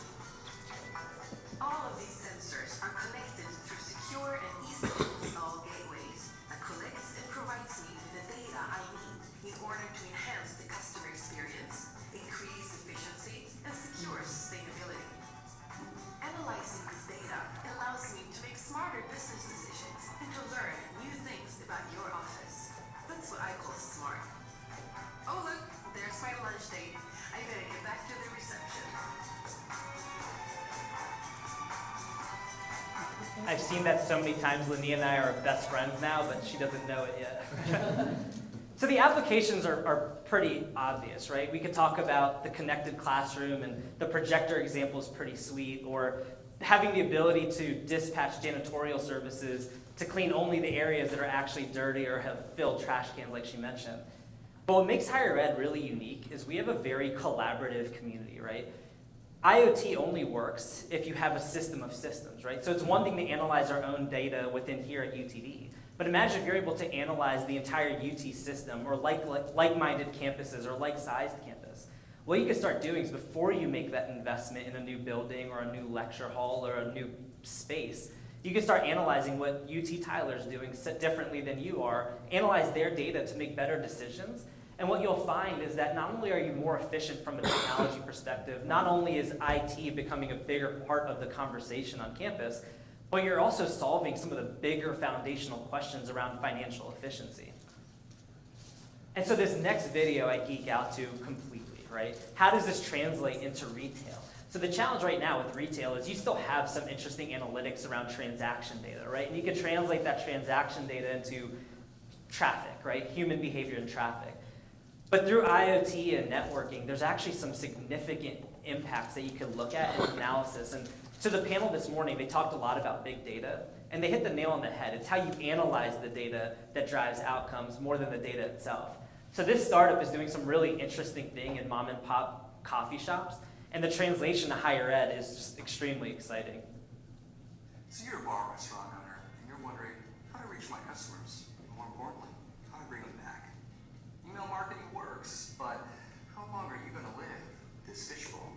The truth is, having Rachel Potter's card doesn't tell you anything about who Rachel is and how you should connect with her. Introducing ZenReach. It's the easiest way to turn new visitors into loyal customers. With ZenReach, your customers connect to Wi-Fi by providing an email, which we automatically add to your database, complete with their gender, age, and visit history. When customers leave, ZenReach does the hard work of bringing them back by sending automated emails to the right customer at the right time.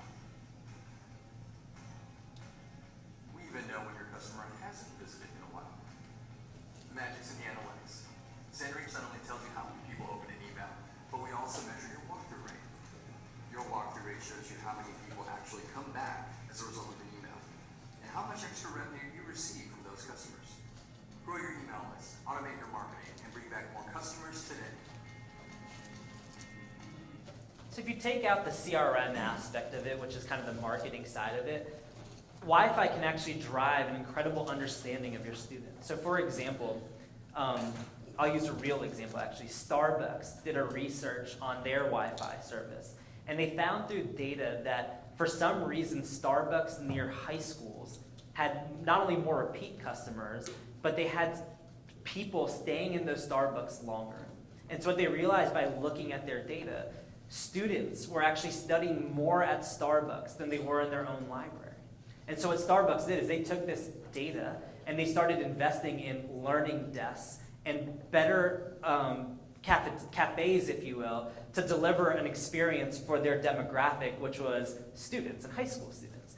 So when you translate that in higher ed, all of a sudden you could look at something exactly the same way, where you might be able to say, interesting, a lot of our students are used to studying in the coffee shops, and we need to translate that when they come in as this new modern student to adapt to their learning environment. So there's this hybrid model, going back to that idea of online and in person, where you might want to look at this and say, Mr. CFO or Mr. Facilities guy, when you build that new living learning community, by that coffee shop, we should put some really good desks with good lighting and fast Wi-Fi and good internet connection, because our students are coming here to learn now, not necessarily going to the library the way I used to 10 years ago, or the way at least I told my parents I went to more regularly.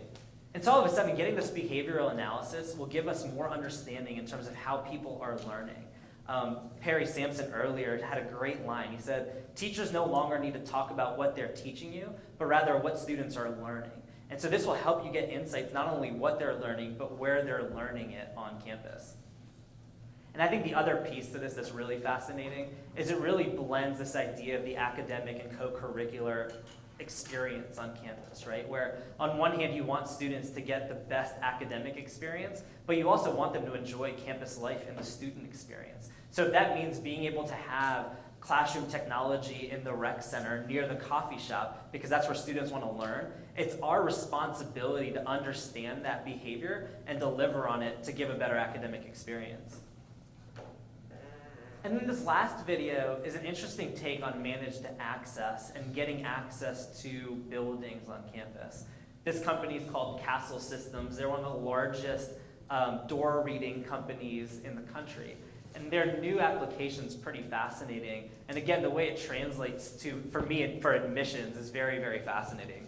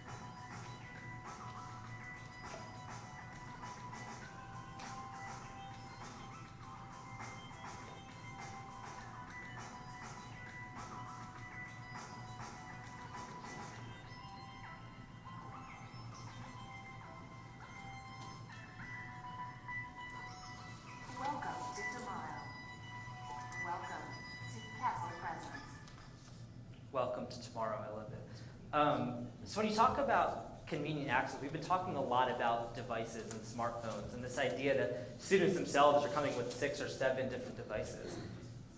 One of the biggest challenges when I was an undergrad was having that key card, and I would lose like 40 of these things, and my poor mom would pay $20 to replace it.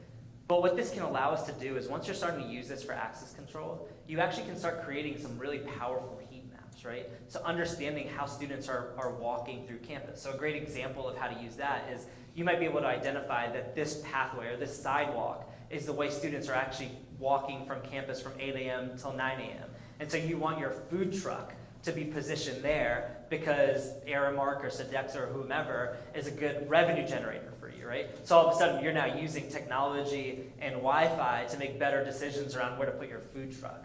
Another example, which I think is really powerful, as I mentioned earlier, is admissions. So now when students come to visit campus, they're a rising senior and they want to understand more, you could give them momentary access on their phone to access research facilities, the computer lab, and the rest. Where it gets very interesting, though, is admissions can say, Mike Jones went to the School of Sports Science and Medicine because he loves basketball. But we could follow up and give a personalized email being like, hey, Mike, it's interesting you went to UTD's #1 athletics facility in the world. What did you think, right? And so all of a sudden it creates this experience that we've all come to expect, right? It's very personalized, it's relevant, it's timely, and that might be the difference between Mike coming to UT Dallas versus any one of our other competitors, if you will. And then finally, it's this idea of convenience, right? Being able to manage this entire experience from your mission control on campus, where no longer do you have to invest a lot of time. We don't have to know that Mike Jones is coming a week in advance. He could literally walk into admissions and say, hey, I'm really interested in these buildings, give him access for 2 hours, know exactly where not only he's trying to get in, but where he actually went, and create information and intelligence around it. And so shifting gears a little bit, understanding who our modern student is really important. Adobe gave a great presentation earlier today where they are basically making a massive investment in this themselves, right? 91% of students prefer short form video compared to reading. And I was sharing a story with Jason actually earlier today, and we experienced this firsthand. So we, for our IPTV service, created a knowledge center. It was pretty awesome. Like machine learning, students go in, they type in a question, and like magically it gets answered. When we had our focus group, I was like, what do you guys think of our knowledge center? And they were like, dude, we don't read anymore. What are you talking about? Why would we ever go there? So I was like, all right, fine. What would you want instead? So they're like, it'd be great if we had an explainer video. So awesome. We went back to our call center and our student services group, and they created an explainer video, but it was one video explaining every single one of our devices. So basically it was a 16-minute video. We sent it out to our focus group, and again, they sent it back being like, you're clearly an old man. And I was like, why? And they were like, well, we're never going to sit through a 16-minute video. So instead, we broke it up into 8 2-minute videos. And so where this translates into academia is I love looking at what Facebook's doing. So how many of you are familiar with Facebook Live? Awesome. And how many of you are familiar with reactions? Good. Awesome. So for those of you who aren't familiar, Facebook Live was launched maybe 2 years ago, and it gives the user the ability to live stream everything. So imagine you can pull out your phone right now, live stream this presentation, and Kelly's 5 million followers will see it. I go viral, I'm famous, I quit my job, and I'm on USA Today or whatever it is. But with reactions, I think Ram from UNT said it today. It is literally tripling the amount of big data there is every single day. And so this video is just a quick explainer as to what reactions are, and then I'll talk about some of the really fascinating applications of it. How to go live if you've got a hidden talent that you're ready to make not so hidden. If you have a thing, but your friends don't know about your thing, then take matters in your own hands by taking that phone in your hand and opening Facebook. Press this and go live. Now, introduce yourself. Tell them about your thing, and then hit them with that talent. You're doing great. And even if you're not, your friends will probably still think you're awesome. So the way it works is when you're live streaming an event, users can interact with you live. They can like what you're saying, they can love it, they can hate it, they can be angry, they can be thankful because it's Mother's Day and we love our moms. But what happens is after it's done live streaming, it's all on demand afterwards. So if you missed the live stream, you go back on Facebook and you can watch it. But what's really neat, and do I get to use a laser pointer? No, sad. But what's really neat about it is it creates basically a timeline of reactions. So you can see where the ebbs and flows of reactions were. And so as a user, if you're watching on demand, you can basically fast forward back and forth to parts where people really paid attention to or cared about. But down the road, the big picture application of this is actually bananas, right? So let's say we're watching the Cowboys-Redskins game. right? And so 10 million people are watching it live on Facebook, and they're reacting over the course of the 2-hour game. But if I had missed it, I could go back on Facebook down the road, and I could do a search for Indian males living in North Texas that work in technology that are Cowboys fans, right? And all of a sudden, it'll give me a personalized heat map for people like me and how they reacted to the Cowboys game, right? So I could fast forward to sections that were happy and see that it was a touchdown by Dak or a touchdown by Zeke or whoever it was, and then fast forward to the sad parts where it's an interception or a fumble or whatever it is. And so all of a sudden, not to pick on ESPN because they've been getting crushed lately, but you are now crowdsourcing SportsCenter, right? You are taking terabytes of information to create personalized experiences for me on the Cowboys game. Where it gets a little bit scary is imagine if I'm giving this speech and there's a teleprompter and you guys are live reacting to it and it stinks and you hate it. I could adjust the speech. Kelly could be there typing in adjustments to my speech, being like, here's how you need to modify what you're saying to engage the audience, right? So the applications of this are pretty powerful when you start to think and build on it.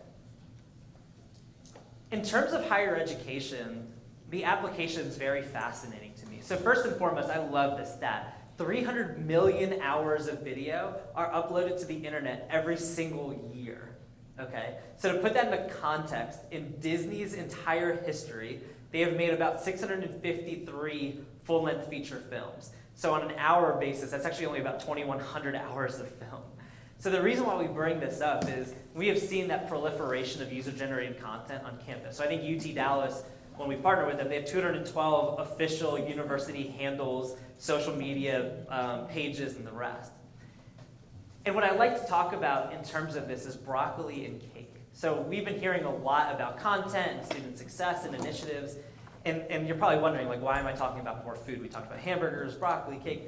As educators, it's all of our responsibility to feed students their broccoli, right? It's that important, nutritious information about academic advising, about the Career Center, about bystander awareness and sexual assault, all of the important information that's driving the academic experience.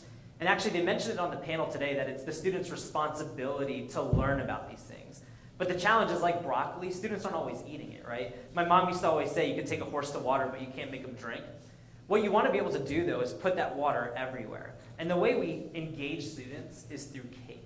We harness the selfie generation content. It's social media, it's live streaming. Our #1 most requested live stream this past semester was Quidditch, which is basically students like riding broomsticks and pretending to be Harry Potter. But what we've been able to prove is when you feed students that relevant selfie generation cake content, they not only pay more attention to that content, they start eating their broccoli, right? They now feel invested where they're showcased everywhere on campus. It's like Natasha's speech back in the day, right? You want to be a part of the campus experience, and in turn, we're giving them the opportunity to digest some of that important information. The next thing that's really important, and we learned this at an earlier session, is being able to access this content no matter where you are and no matter what device you're on. So delivering a learning experience, whether it's on your iPhone or your Android, on your laptop, wherever you are is extremely important.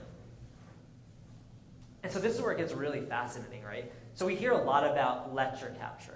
But imagine if professors down the road and IT professionals down the road integrate the reactions concept to lecture capture.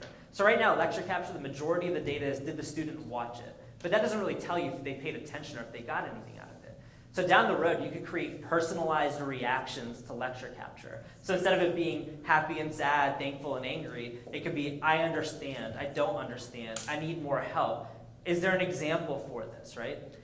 And so it gives professors insight where lecture capture isn't replacing the human experience at all. It's supplementing it, right? So they can now look at it and say, oh, interesting. Rajiv did not understand titrations in chemistry because he's a mechanical engineer and didn't get it. We should get the TA to reach out to him and ask why. Now, on the flip side, let's say I said I understood it and I got it wrong on the exam. Why was that? Or if I watched the entire lecture but didn't react to anything, academic advising will look at my GPA and say, yep, he's got a 1.98. It's unfortunate. He's a non-traditional student. Let's reach out and help him understand how to use this technology. So all of a sudden, it creates the ultimate personalized experience. Go for it. Well, like my son, when I rate my teacher, I pick his teachers. Yeah. But then he's in a class, and he's got a student who can't explain printout. Right. And nobody's understanding, and there's no feedback.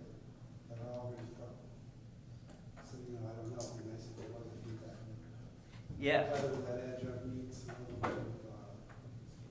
of, help, and, maybe it needs, whether that person's only gathering the quiz or the test, but there's really no change to the instructor's behavior. That's right. And I think that's the biggest key, right? So you hit the nail on the head.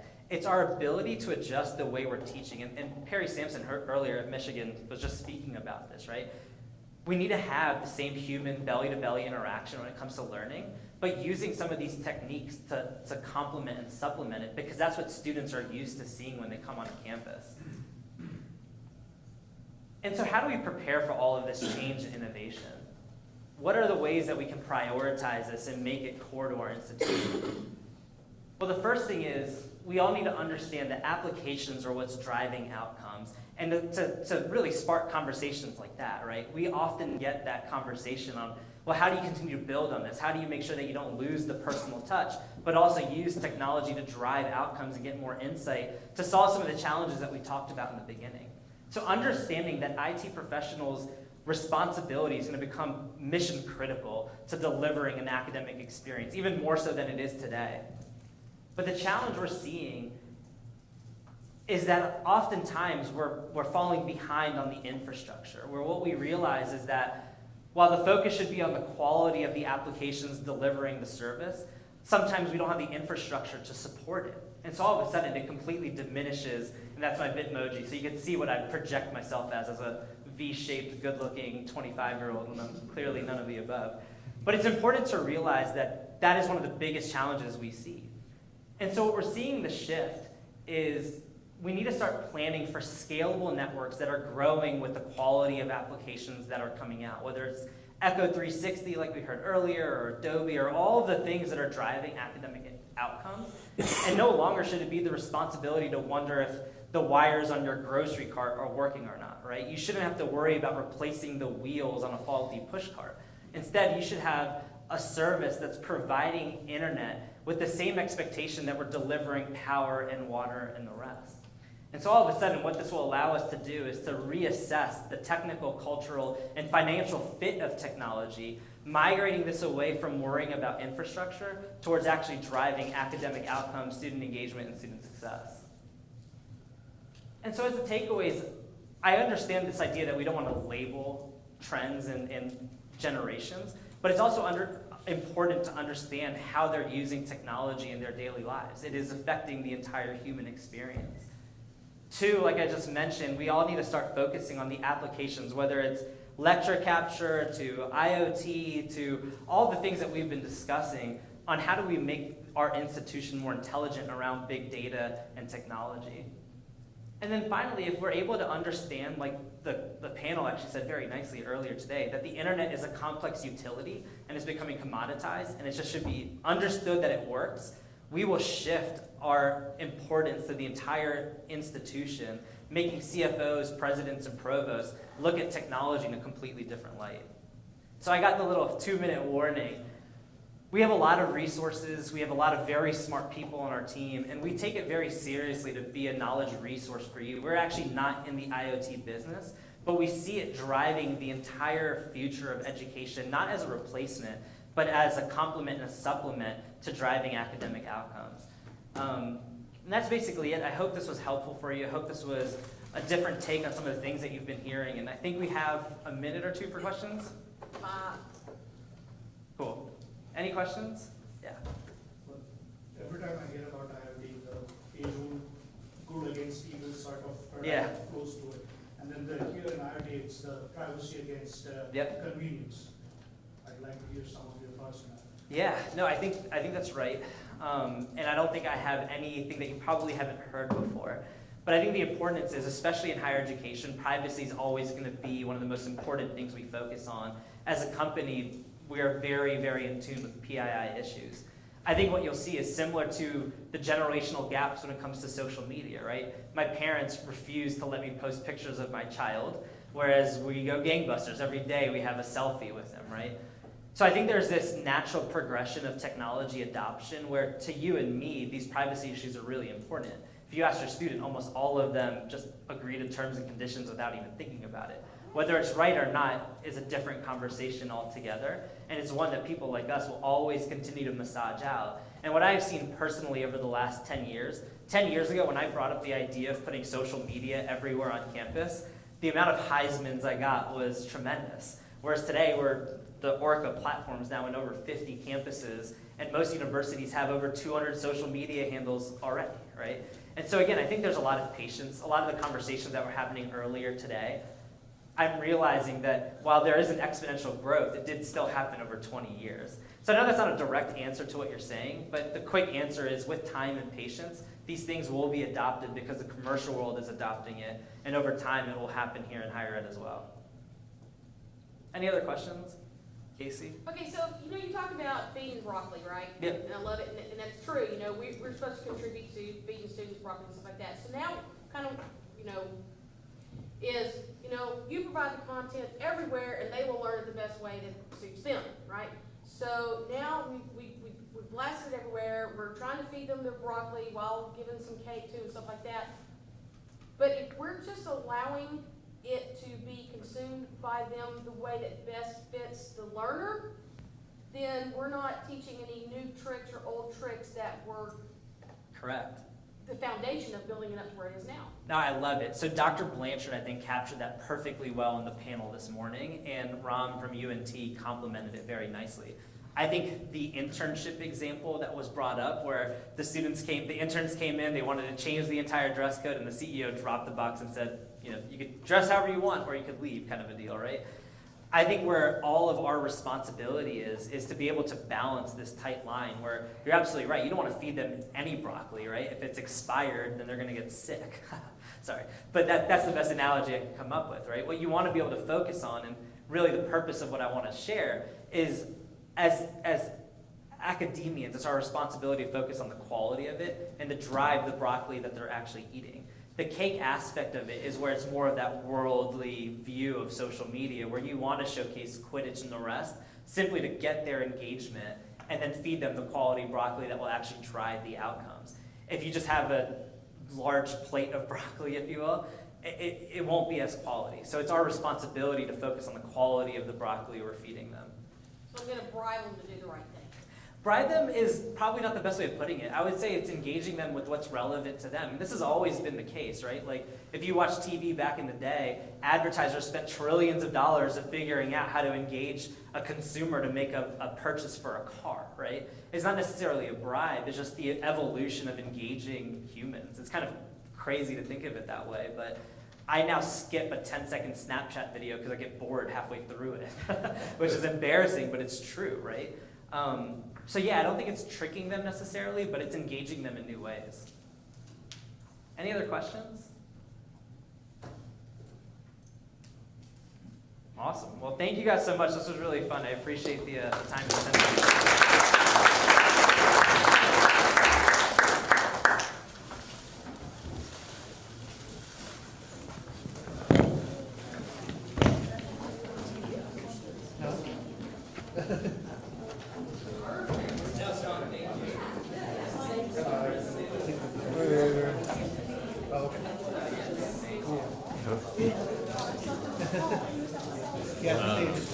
Audio coming out of really weak. I don't think they had it turned up on that. I mean, I could hear it up through the speakers. Oh, okay. Yeah, from there it sounded like it's. I don't think they had the program turned up. I think that wasn't about to help. I mean, if somebody was cut out, I can't hear the video. Yeah, I'm gonna check out. What? How are you running a stream? Mike's in the back there.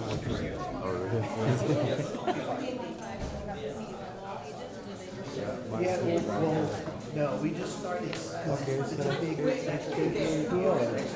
They have to see it.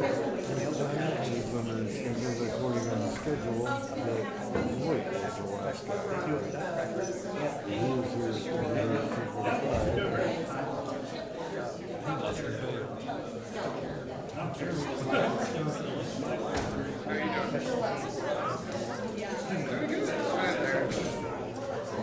Yeah, they have to range from interspersed it throughout the kids. And also, they started off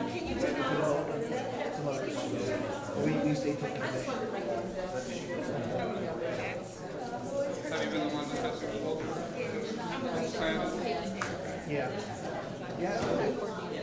It was pretty well, even the intermission. They were really efficient because there wasn't a whole lot of process. This came out and they last minute, 2 to 5 minutes, and they got off and the other. Yeah, they had it. They've been doing that since they actually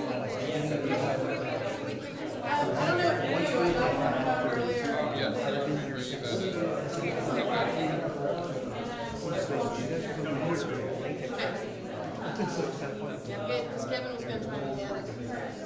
It's better than what she did.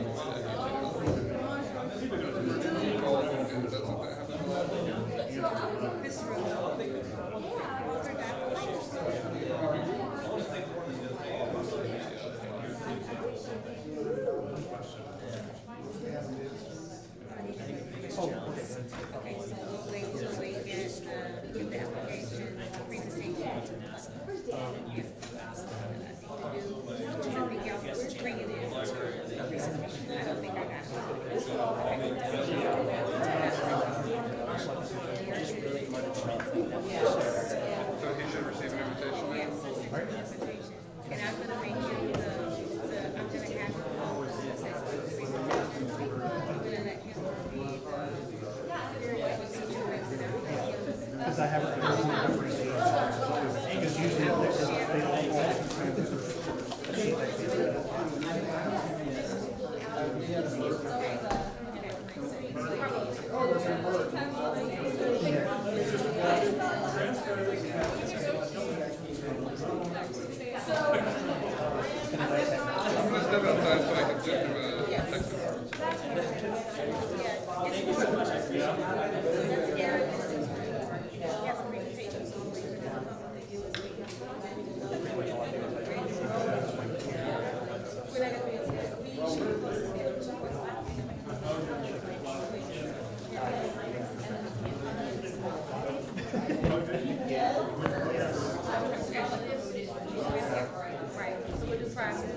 Have you been over to the new edition?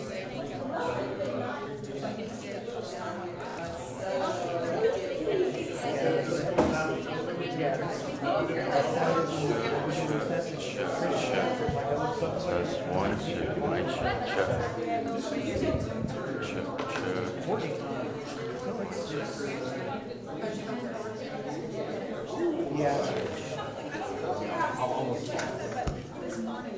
Yeah, no,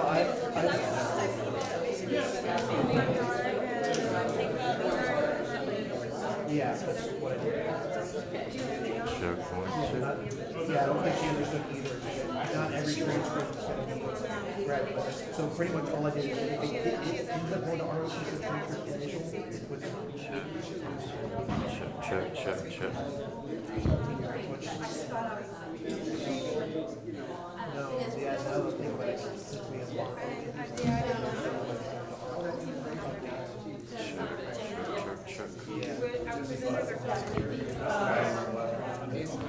Says 1, 2, mic check, testing.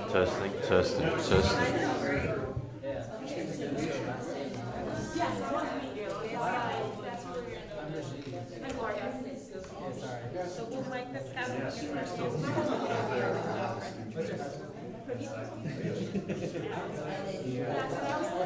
Be in touch. I really appreciate it. Hey, did you get my invite? I'm actually pretty serious. I never said she was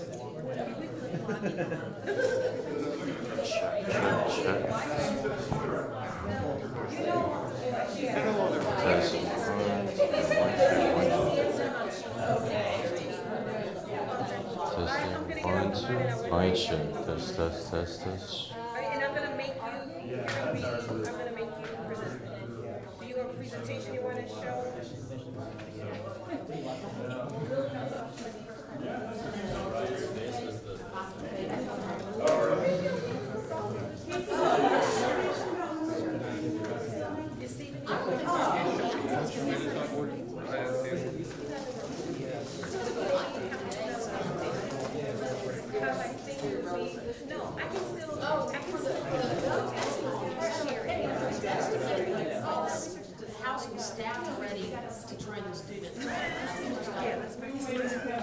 Yeah, still waiting on Kevin. You don't have that social media, it just stays on action, because, you know, because it's an actual.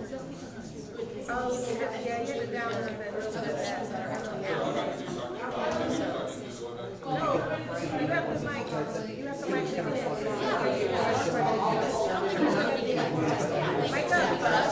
With a bunch of devices, in a couple of days up there. Eric's going, no, I'm not gonna talk. We're recording, so. No, and I'm gonna tell you,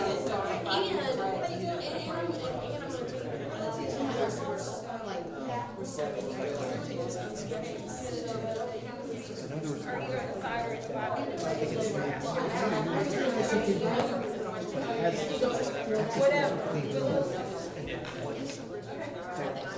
Does that mean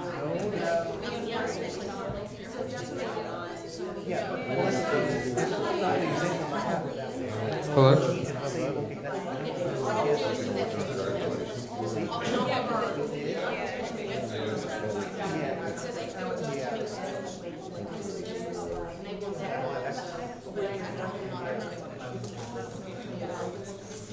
Alright.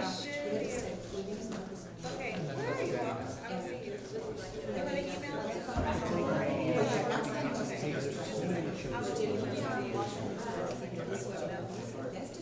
So, where do you think it is or not?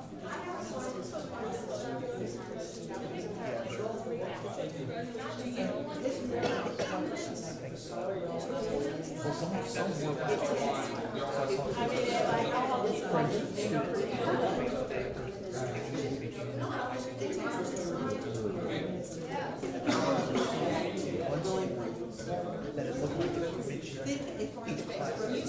class showed up their computers. There's nothing I can do with that. And you think you're right on track, you know?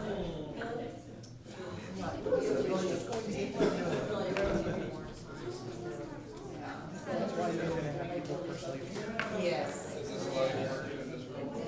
Yeah.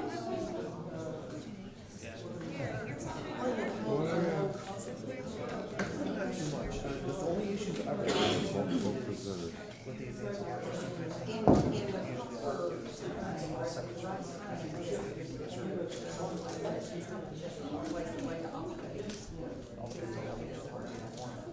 luckily enough, once it's built. You have to go back and look at that presentation, it was really. There he is. Okay. It's. I need sound. I have Can you hear me? Okay. I don't think, yeah, well, I don't think I realized that same. 1, 2, 3, talk. Will be used. Well, can you hear me? So, yeah, as long as, yes, keywords are. No. No, he's not gonna see. It'll depend on what you're. Hi, Melinda. Neither do This is I. David here. And we're getting, Eric, Christine, Christine, I can't hear you. Well, though you can go in and say, this is. Yeah. You're not gonna be able to do it from here. You can. Meeting, and then the flight just didn't work really. So WebEx seemed halfway.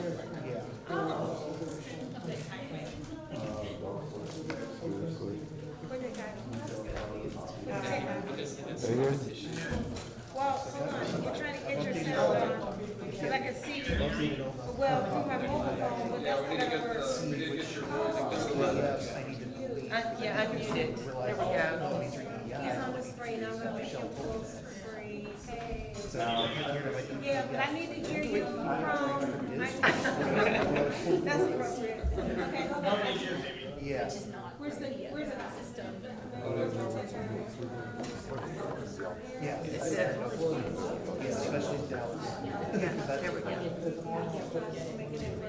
You need to be able to hear WebEx.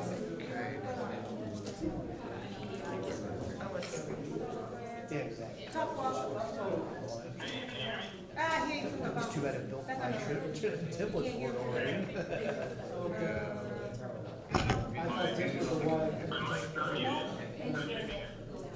Yeah, we can, and that happens a lot when we try to WebEx.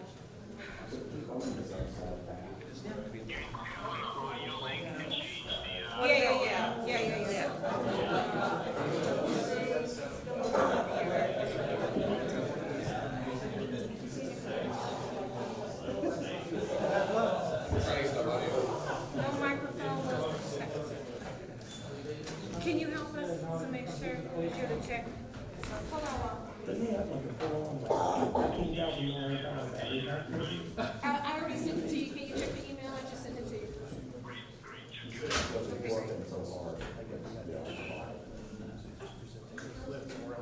You know what this is? Yeah, it's a coolant for a raspberry.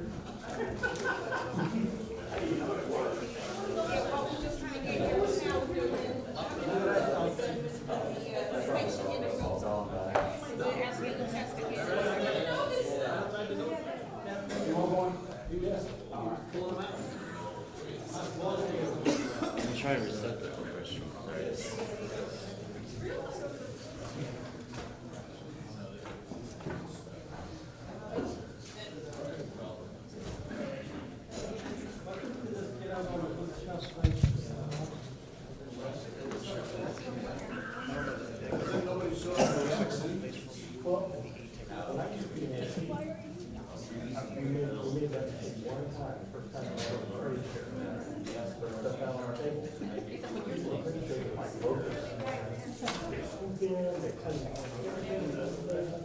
And then you're there for the rest of 3 days, you got to hand out about BDI, that's what you got. Nobody wants that, they want a stress ball. Well, talk for us. Is that one that's secured? What's that? Say something. Keep talking. Testing, testing. 1, 2, 3, 4. It's Round. not very calling, but it works. If I can't get the other. Right. If I have the microphone, just connect it going straight to the phone. Wouldn't it be better if we called in with my phone instead of the computer? Would that be better sound?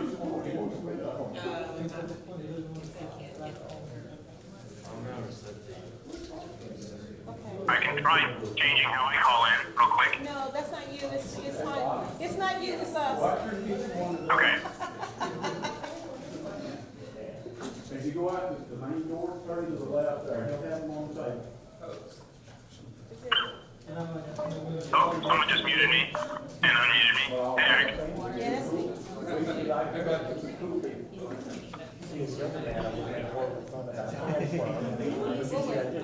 I think that's broke. Will I have to restart?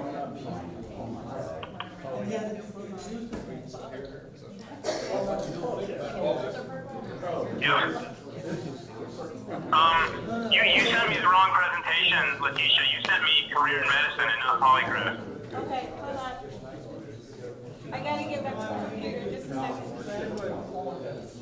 I mean, if you want, I can talk about the birth of a medical school, but I think the Cox is probably better at this than I am. Hold on, hold on. 6 months younger than you. It's on the computer now, just a second. Give me a second and I'll load it, because I've downloaded it to the computer, so that is set. But I will email you the presentation now, as soon as we get the machine back on. Maybe before his 18th birthday. Oh, no, we got to like 4 My best friend has it, exactly. Oh, and he's got the pile. He's able to walk and do all this stuff. Yeah, sits on the flash drive. He's shorter and But I've, thinner than RJ. computer's still on? We've always heard about Yeah, that's what I figured. I was like, we just, patience is a virtue. You need me to keep talking, or are you good? We're good, but we're gonna, you will get to talk more, just not right now. Okay. Okay.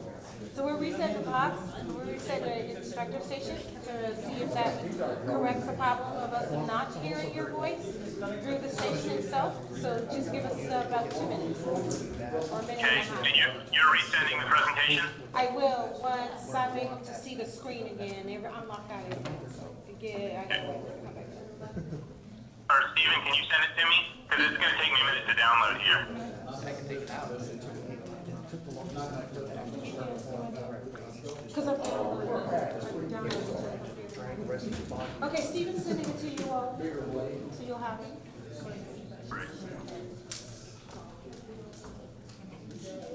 Send it to my UTD, Steven.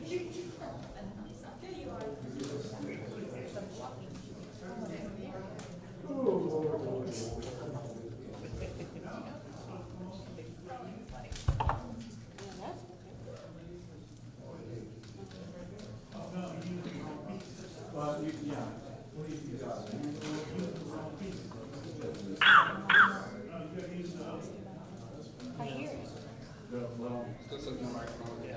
Yeah, but I can hear the test. We don't get a microphone.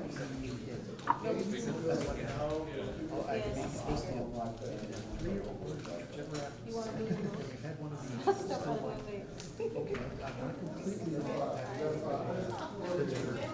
Okay. We can see you.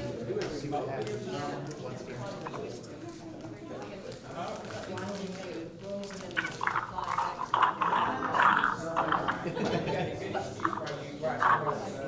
Yeah, I didn't know what it was myself. Wow. Is Dawn, Casey, is Dawn coming back? I have no idea. Melinda, do you need me to go find him? I'm sure he's in. Oh, no, I'm fine. Oh, you stand at the whole for the session?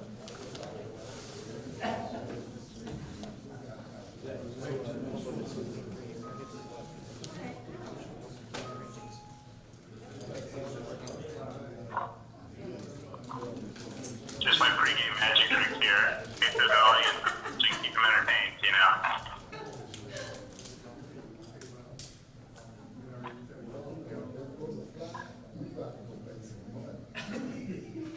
Good hand tricks.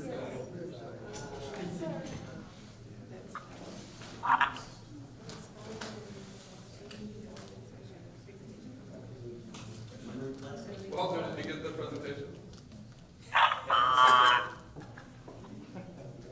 It is downloading. At 200K a second, so yeah, 60 seconds. Great. It's gotta start that way. You have a battery life with the little charger. Okay. And even if I have to, I can put the USB port in the charge. How are we bringing up the presentation? Oh.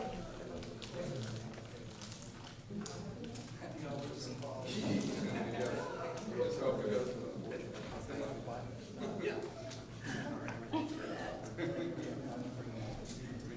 Okay, there.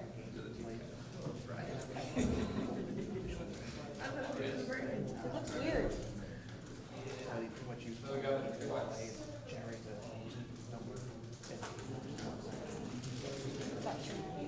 Hold on.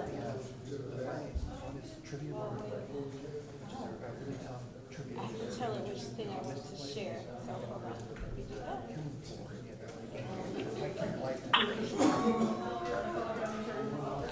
But the thing is, even if you I will turn this off. questions get and if you don't until there's only one person allowed, and then it goes to the escape room. So the person that's allowed has a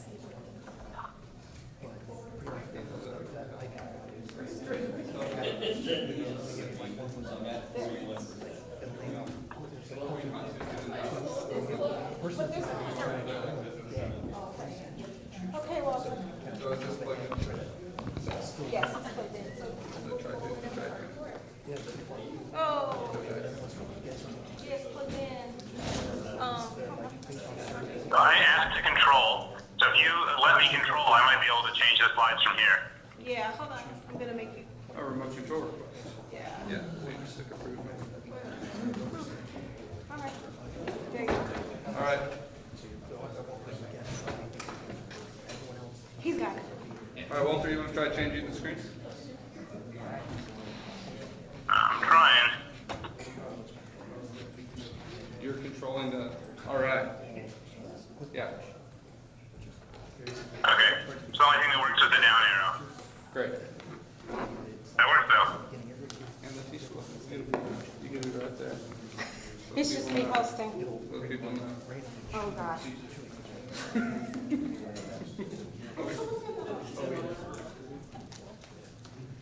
Okay. Well, the last thing we tell you. It's not gonna shut. some kind of gesture, like 5 minutes.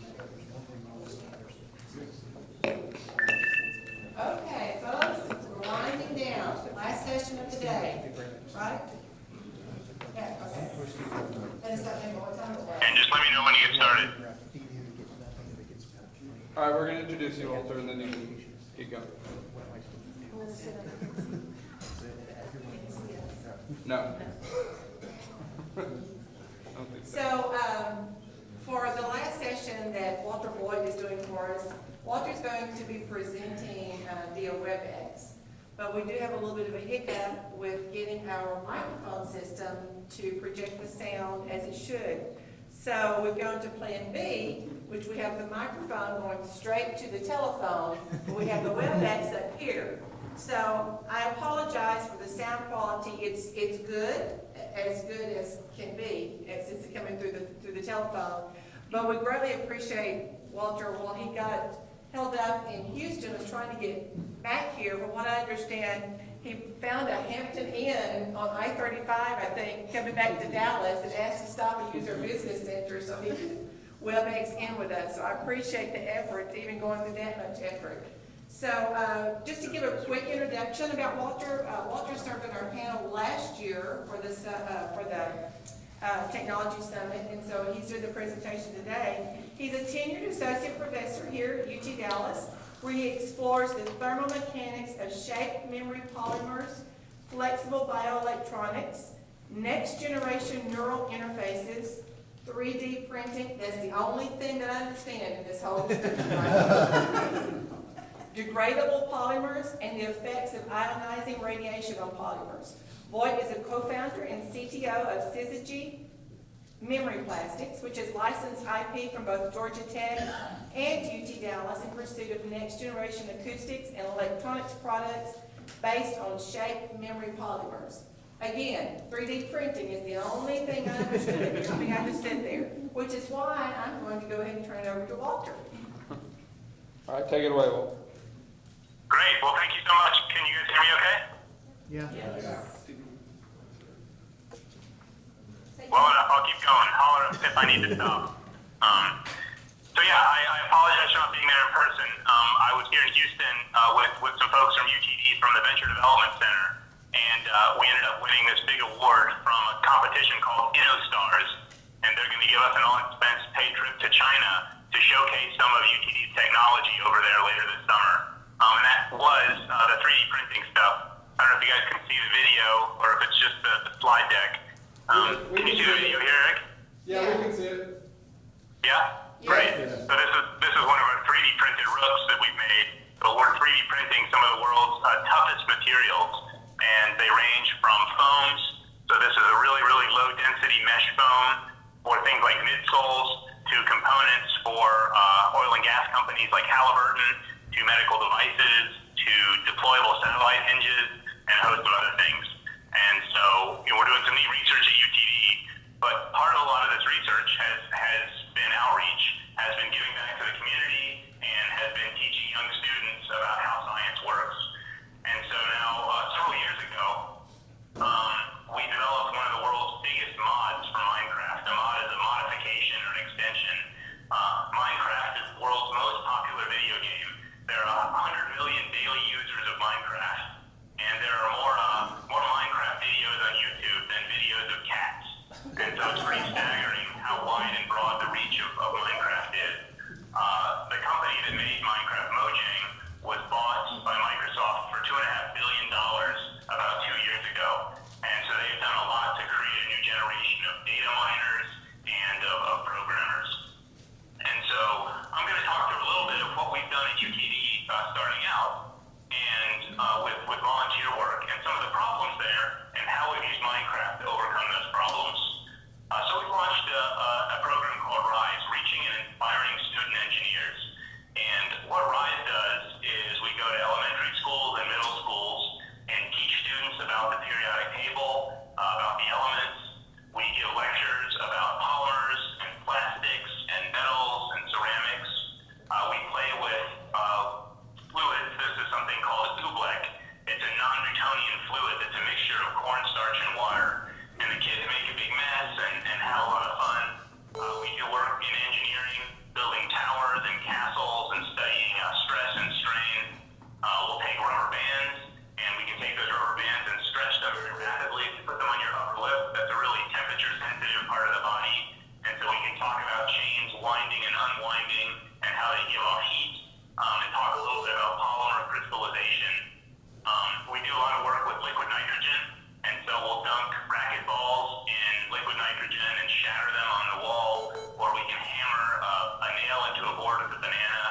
And so kids get really excited, and it's really difficult with fourth graders to get them to be so captivated by things. Here's another picture of this non-Newtonian fluid dancing on a subwoofer. And so if you play really low bass frequencies, it gets pretty exciting. And if you look at the kids in the background of this picture, we'll go back one here, you can see they're pretty excited and a little bit intimidated maybe by what's going on. And so these are some of the great parts of being a professor and being a scientist. But it's fairly cheap in terms of cost, money-wise, but it's very expensive in terms of bandwidth. It takes some of my efforts and the efforts of my graduate students and my undergraduate students, and there are tens of thousands to hundreds of thousands of kids in the DFW area and the Texas White area, and many more across the world, that don't have access to that kind of one-on-one or one-on-a-few mentorship. And so we were looking for ways to continue to scale some of these themes and aspects that we did in RISE. And so the major problem here was even in DISD and RISD and Plano ISD, we are bandwidth limited. And so we started developing this modification for Minecraft called Polycraft World. And so before I get more into the details of that, let me tell you guys a little bit more about Minecraft. So when you log into Minecraft, it's a very pixelated, voxelated, blocky game, and you start in this blank world, this tabula rasa, where you get to explore. You can mine, you can harvest, you can chop down trees, you can cut down grass, you can dig up dirt, and at the beginning, nothing makes a lot of sense.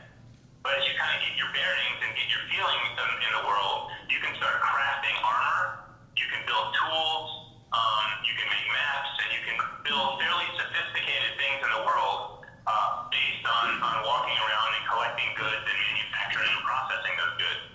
The early versions of Minecraft were very boring until they added some existential threats into the game. And so the first one they put in was Nightfall. So every 10 minutes it turns from day to night, and at night bad guys come out and try to attack you. There are things like zombies, or creepers, or skeletons, or spiders, or witches, or even bigger, badder monsters. And they try to kill you. And so part of the game is now survival. You have to build up a civilization, build up houses, build up weapons, build up tools, and fend off the bad guys. That wasn't quite enough. On future versions of Minecraft, they introduced a hunger bar. And so every couple days, if you haven't eaten anything, you start to get hungry. And if you get too hungry, you start losing life.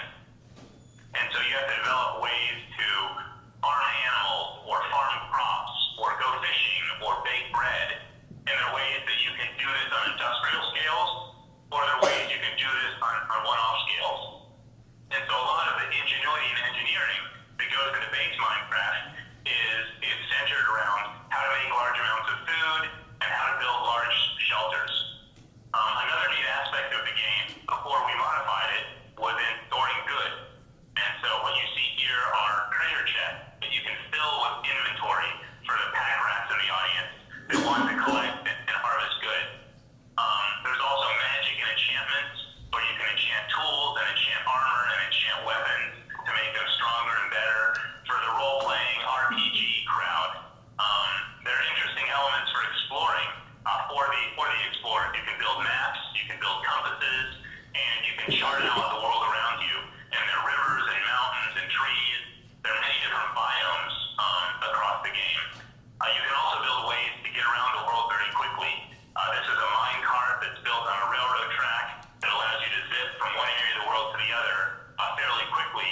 And what you see blinking here in the background are redstone torches that allow you to power these mine tracks. Microsoft trains architects.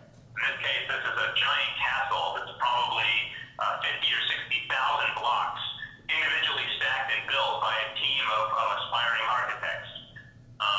Minecraft can train electrical engineers. This is an example of a transistor in Minecraft. These are two diamonds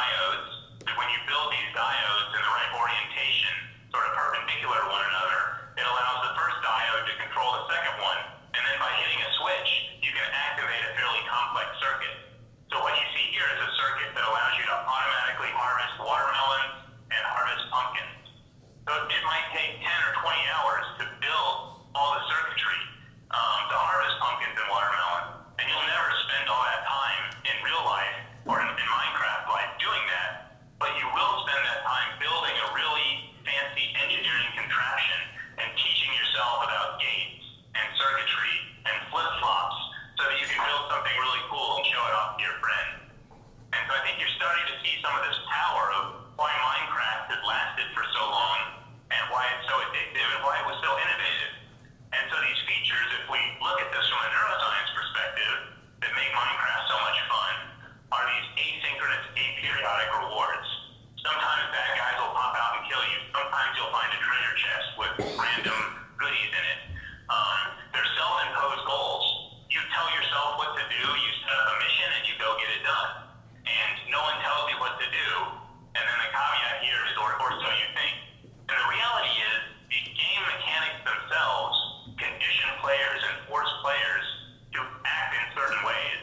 And so what we've done is we've hijacked these game mechanics and we've made ways for players to learn about polymer chemistry and mechanical engineering and material science and electrical engineering and semiconductor processing while they're doing whatever they want in Minecraft. But the caveat is, if they want to build a jetpack, or if they want to build a flamethrower, or if they want to build something more sophisticated, then they have to learn all these things that we put into the game. And so the early versions were boring, the new versions are now exciting. People learn at their own pace. There's extensive documentation and wiki-style help. There's resources and time and land management. And you can massively share what you've done through YouTube, through Facebook, through Twitch.tv, through Restream, and through a whole host of other ways to communicate with the world at large. The statistics for Minecraft are just staggering. You have 4,000 logins per second of Minecraft. It's been downloaded 2 billion times across the world, and there are over 100 million registered users just on the PC version, which is the version that's compatible with Polycraft World. And so the reach of this is amazing. And so we thought, hey, we could probably scale Rise pretty effectively by using Minecraft. So we went to work. Minecraft is written in Java, and there have been some great pioneering programmers that have decompiled Minecraft and made the API accessible, and Mojang's okay with this, and Microsoft is okay with this, and they've provided for a rich modding community to sort of give back to the game and do neat things. And so we've written over 250,000 lines of code in Java that controls the back end of what Polycraft does. And there's some websites, and I think Steven is going to run through some live demos with you guys in a few minutes about the Polycraft World website and the website that UG Dallas has worked with us tirelessly to help put up, to help sync with your LDAP databases so that people with UGD IDs can log in and help us edit the Wikipedia page and keep it up to date. But they show some of the kinds of stuff schematically that we're doing. And so in Polycraft, you can go find oil in the world, and then you can build a distillation column and distill that into BTX, into naphthalene, into gas oil. You can further distill those down into benzene and toluene and xylene, heavy and light naphtha, kerosene, diesel, and all the way down into the basic building blocks of polymers, into propylene and ethylene and a host of other materials. And so we've added over 100 different polymers that you can build with stoichiometrically balanced chemical equations into the game. And so you can tab over to our Wikipedia site and you can see how to make these chemicals, how to distill these chemicals,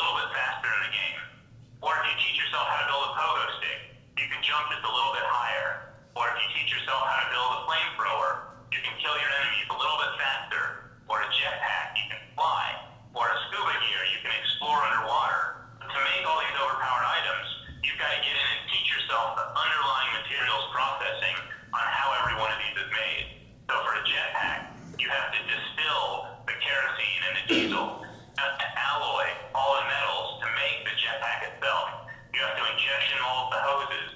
You have to extrude the hoses, injection mold the seals and the gasket, and put all these components together that simulates how the real world works. Another really cool aspect of things is the virtual campus that we built. And Stephen, this is where if you can take over for a second and pull up a website, you can maybe do a tour on Polycraft Hubs of what our virtual campus looks like. Okay.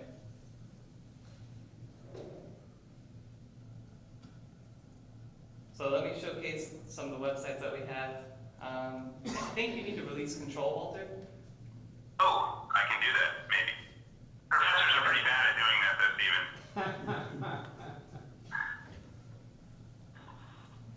So here we have. I think you have to request it back from me, I think. So here's this is a 3D rendered map of our world, our virtual world. Here we have the UT Dallas campus, and we've spent many thousands of man hours recreating this manually. So here we have ECS. This isn't the parking lot anymore, but it was before when we started building. And here's the Clark Center, if you remember that. That's also been demolished, so UT Dallas is giving us some more work that we have to recreate in our virtual campus as well.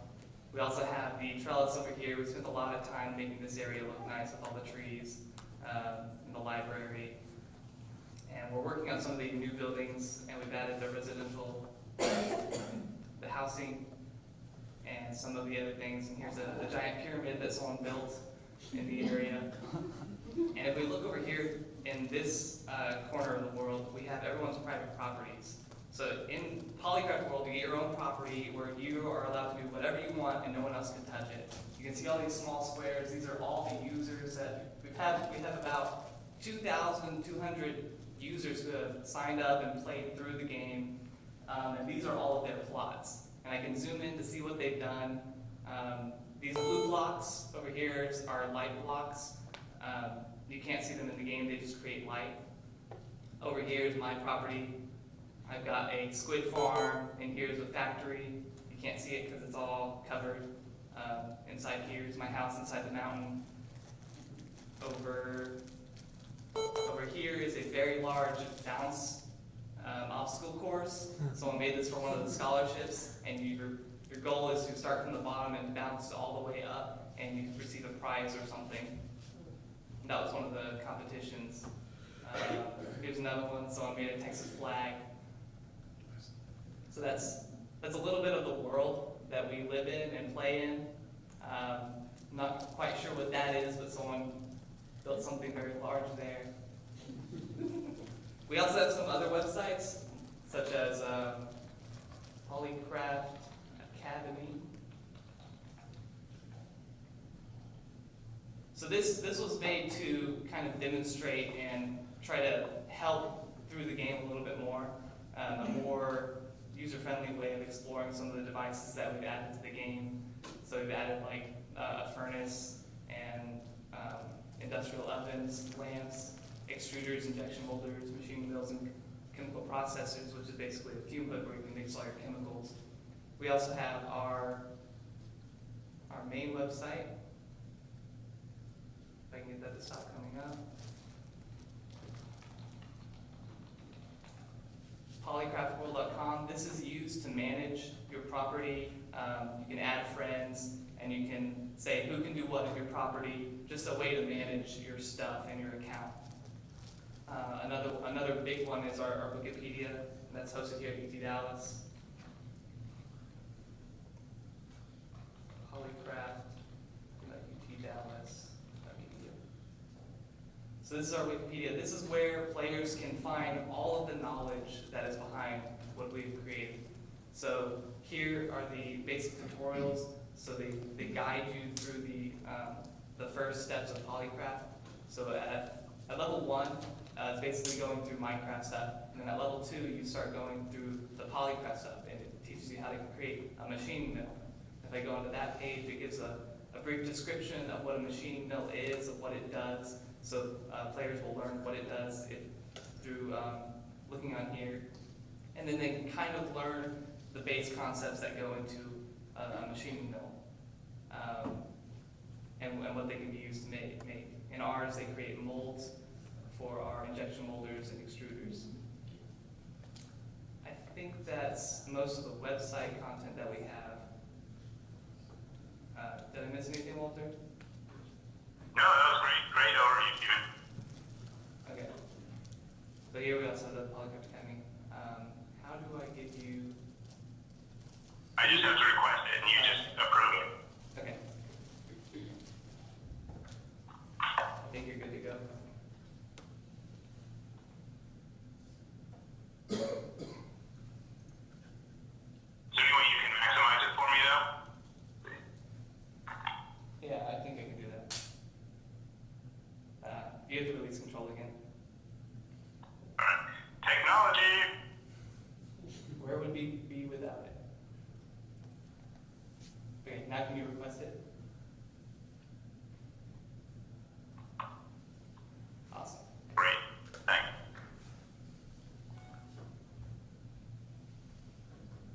Fantastic. So what we've also done, which has been really neat, is there have been a lot of different coding projects for all these different aspects of the game. So Steven and some of his former colleagues have done work in Python and Django, have done work in web analytics. What we've done is we've integrated Google Analytics behind a lot of what we've done. So what you see here are the hits to our website, and this includes the UGD website and the Polycraft World website from July of 2015 or so till April of 2017. And some of these big spikes correspond to press releases that UGD put out. We were featured on, we published a journal article here in Nature Chemistry, which is a really high impact journal that talked about new modalities in education. And so we saw a big spike there. One of these spikes in October was we were on CBS News, and another one we were on NPR. And so it's been neat to see how traffic sort of corresponds to some of that web presence. We haven't had a very sophisticated advertising campaign. A lot of this has been word of mouth so far. Here's a list of some of the more popular pages. So we've had about 330,000 page views in the last couple years of the 4,000 plus pages we have across the Wikipedia. And each of these pages explains in excruciating detail how to make items in the game, how to process them, where they come from, and it sort of gives people a way to learn. And so it's not me in a classroom teaching people thermodynamics, but it's students tabbing back and forth, doing wiki surfing, teaching themselves through the structure of these web pages and how things are made, learning about some of these underlying mechanisms of how the world works, how materials are processed. And so we've come up with some really neat ways to do that. It was interesting when we started, the gender gap was a lot closer to 50-50, but over the last 2 years, we've had a lot more males come in and play the game than females. And so for the first couple years, though, it was close to 50-50. And this gives sort of an indication of age ranges. So Google will not have to track anyone under 18 years old. And so, unfortunately for us, that represents a huge amount of our users. So you can see here, this is 2.44% of total sessions aged 18 and up. So that's showing you that 97% of our users are younger than age 18. And it's the same for the male and female ratio. This is just of the adults or older folks playing the game. Our users hail from all over the world. We're primarily from the United States, but you can see there are a few African, South American countries, Greenland, where we don't have users. But otherwise, we've touched most of the continent. And within the U.S., since we're here in Texas, that's where we have a large number of users. But we've also had conferences in Massachusetts and in California, and we've done some stuff up in Seattle. And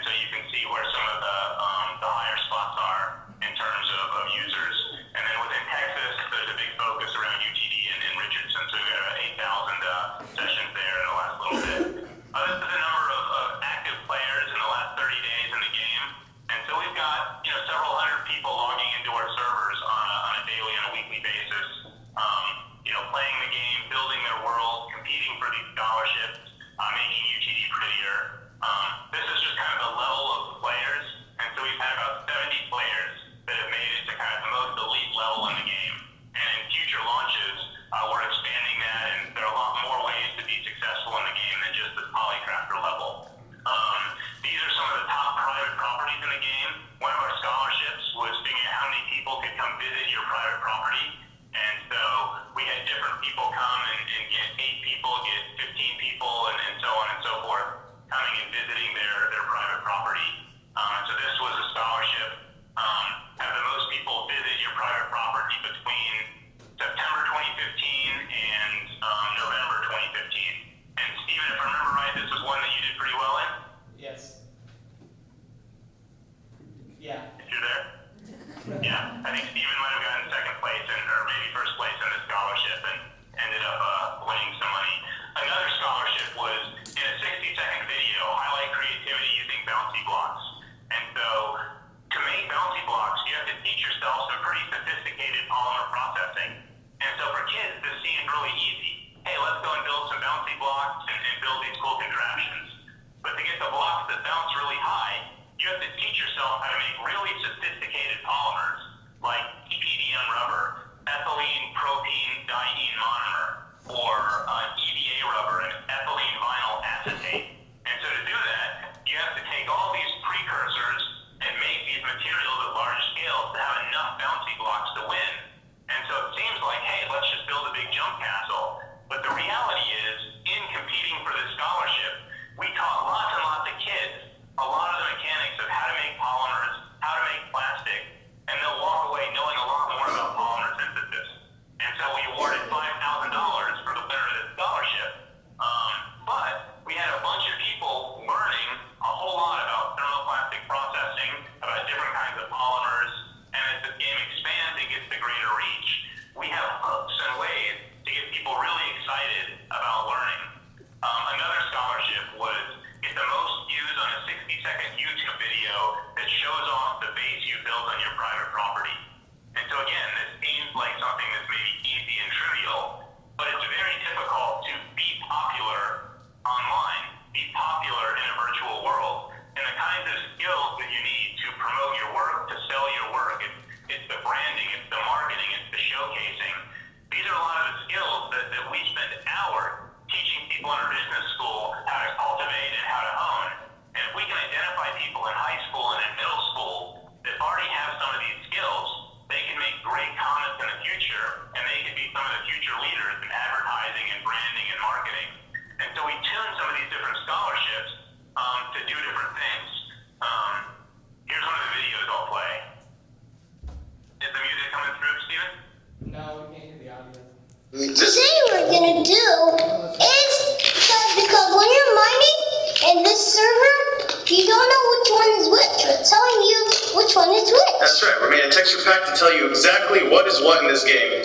So for instance, what is this one? This one is really Quicksilver. So you know, so my little brother who has no idea about the periodic table or anything else can now easily find out what element goes to what. Because when you're before Polycraft, it was just iron, diamond, and gold. That's it. And then you come to Polycraft, and there's 20 different elements. So this allows younger kids to easily define what each element is, and it helps them a lot. So like when they're mining, it's not just a bunch of random ores.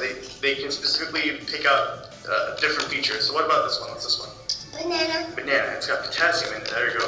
Titanium implants, chromite. What about this one? Is this one? It's nickel or quarter? No, this is a nickel.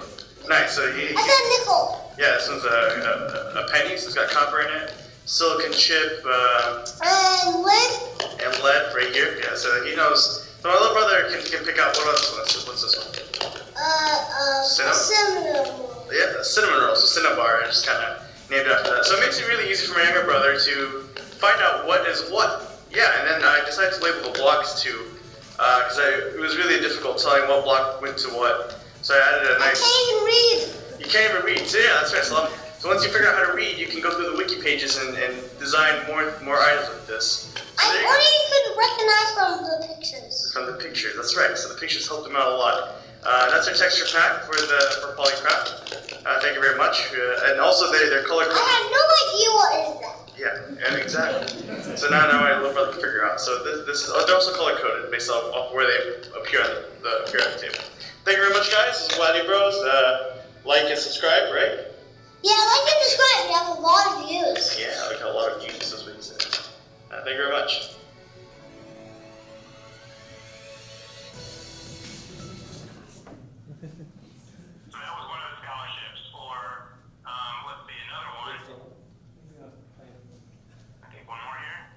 That one's not a video. Just a picture this time? Yeah. So this is a picture of a chemical refining plant. I think this is maybe your property, Steven? Yeah. That one actually refined. Yeah, and chemical. so, yeah, maybe you can talk about it for a quick minute. Yeah, so it kind of looks like a big mess of pipes because it is. And this is what's required. You have to make, you go through almost all of the steps that you would in real life to make all of the polymers and things. And this was made Kevlar fibers. So I had to go through all the individual different chemical processes and combine them in the end. And it's all automated so that each machine actually has one job to do. That's the only way that you can automate it in Minecraft very easily. Yeah, so if you look at, when he showed that big world that showed the whole UTD campus and everybody's private properties, you can zoom, all of that goes down to the real person scale. So you can, in the real game, you can go in and walk through all that, and it's life size. 5 minutes, 10 minutes, okay. Tell him he's got 5 minutes. Hey Walter, we've got 5 minutes. Yeah, we got 5 minutes and then 5 minutes for questions, Walter. Give us one more minute. We only have a couple more slides left, so that's perfect. Okay, give us one more minute, Walter. One more minute, perfect. So here's a base someone else made that said Polycraft and had some big items and things. And so in general, you know, we've got a bunch of users across different social media. We've got a bunch of scholarship videos online. We've done curriculum developments where I've taught a class in massively multiplayer online gaming. We've also done some Collegium 5 honored reading courses where people have learned a lot about things. We've got a large team that's mostly UTD folks and students, and we've hired a little bit of technical help. But we couldn't have done this without the support of Boone and Akmal and Gabe and Amanda and Chaz and Tim. They all were really instrumental in helping get this done from the administrative side at UTD. And Austin Willenbaum and Bruce Ganade were very supportive of things. So in the end, I think we found some really neat ways to use modern technology, to use gaming, and to use the technical prowess and the ability of UTD as an institution to take risks and do creative things, to engage students, to get great students like Steven more engaged at UTD and doing outreach and giving back to the community and on scholarship. And so overall, we're excited about what the future holds for education through things like Polycraft World. So with that, we'll answer any questions. I'll let Eric, you and Steven take the lead, but filter things back my way if you can answer them. Okay, Walter, will you go back to Steven's factory slide? Yeah. So yeah, the crux of this is, you know, when you're thinking of new ways to teach, now we have Khan Academy online. You can put content to teach any subject on the internet. And then students anywhere, even in third world countries, can access it. So this is very exciting. But if you think about trainings you've been to, you can be told something, see videos, have something explained to you for hours, and then you go and do it, and right when you do it, you go, oh, okay. Like I get it. It makes sense. And so the two key for upscaling education, to make education available to all the kids around the world, the two critical elements that need to be addressed and are addressed by this are motivation and intuition. Instead of just having a classroom teaching, how do you motivate kids to teach themselves and learn on their own time? And how do you develop an intuitive understanding that actually translates to real work? And so if you see what Steven created here, that looks like a big, factory, and it is. And so if kids are motivated to play video games, period. If any of y'all have kids, you are probably very aware of this and upset by it. Some people can, consider it an epidemic. But what if you could spend all that time and make it useful? And so if you want to build a jetpack or a pogo stick that can allow you to jump over a mountain, in this game, you have to build this factory or something like it, right? And you can build machining mills, distillation columns, the casings to make supercharged running shoes. And if you make all that, and so what Steven's done here, all these pipes, all of this equipment, like you would find in a chemistry lab, they put out products from the distillation column. And then these pipes sort those products into different machines, and then those machines make something else. And then those different products are sorted elsewhere. And so this is now an automated machine where you could, for instance, take rubber that you've harvested out in the real world from a tree, put it in here, and then have this pristine pair of diamond running tubes come out on the other end. And now suddenly you're really cool, and you and your friends can do things that nobody else can, and other people want to go and teach themselves organic chemistry so that they can have a better jetpack than yours. So that's the basic idea. And then coming off of that, we can use this to then have one user create a monopoly. They have this factory that can create this object, maybe a cell phone, faster than anyone else can. So they just have to get all the materials. And then we've created an economy where one player sort of owns that market because they can create them so quickly that this factory that just does it for them, they don't have to spend all the time. And then we can get into much more in-depth concepts of such as economy, then markets and all of that. Yeah, there are no antitrust laws in Polygraph. That's very exciting. So are there any questions? Yeah, you said that like 97% of your users are under 18. Yeah. Do you have any kind of idea of what that breakdown is? And again, how old do they need to be, much knowledge before they can start playing it? I mean, or do you have simple stuff that 10-year-olds can do and So- then 15? Yeah. So we actually do some outreach programs at a local Garland school at Beaver Tech, and we actually teach the polycraft class to their 4th and 5th graders. I don't actually know the ages. Okay, it's 10. It's like 10. They're aged 10. 10 or They're all small to me. But that's usually when they're good enough to start learning through the actual chemistry stuff. And the actual drawback, it's not actually the knowledge, or the intellect, it's whether they can use the mouse and the keyboard at the same time. Because the biggest difficulty that we have is them being able to play Minecraft using a keyboard and mouse. Nowadays, a lot of them are using the tablets and game controllers, but with ours, we can only use the PC currently.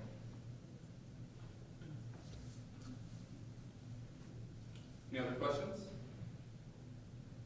Do you have plans in the works so you can use a controller, like the Xbox or PlayStation? We hope to expand to the other consoles and tablets and things like that. Right now, we don't have the resources, but we hope we will soon. Yeah, we're interested in working with Microsoft, which now owns Minecraft, with the idea of kids around the world take standardized tests, right? If you want to come to UTD, you can test out a chemistry, you can test out a biology, or if you want to go to medical school, you have to take the MCAT. And so this is a great way to teach that type of knowledge. And tests like the MCAT are specifically designed to make sure that you understand what you're talking about. They're specifically designed so you can't regurgitate information. And so if you put people in a setting where they have to use the information, then those questions become very easy for them. And so our goal is to have a module where a student could go and play 100 or 200 hours of a game with specific goals, and if they beat the boss at the end, then they can get a 5 on the AP biology exam. And then any kid anywhere in the world could just go and do that, over a few weekends. You're talking teaching synthesis then? So for chemistry. No, I mean across the board, taking information from two disparate Yes. sources and synthesizing something new out of it. For a more intuitive understanding, that's right. Have you guys seen a difference in students that come to UTD in their ability to perform in the classroom, if they've reached that final stage? So there was like a few different levels, so there's like, Yeah. I forget. I don't know. So we do Are you have good? some analytics that we're starting to get into, but as it takes time to gather all this information. We have not yet processed through all the information, but we are going to be looking at that. So no, we have not seen it, but we are going to be looking at it soon. It might be a little bit early for the fruit to be kind of coming out of that.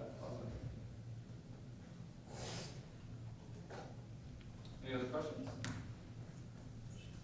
All right. Walter, I think that's it. Great. Well, thank you so much. And sorry to not be there in person, but thanks Eric and Steven for helping out. Yep. All right. Thanks, Walter. All right. Thanks. All right. Enjoy the rest of the conference.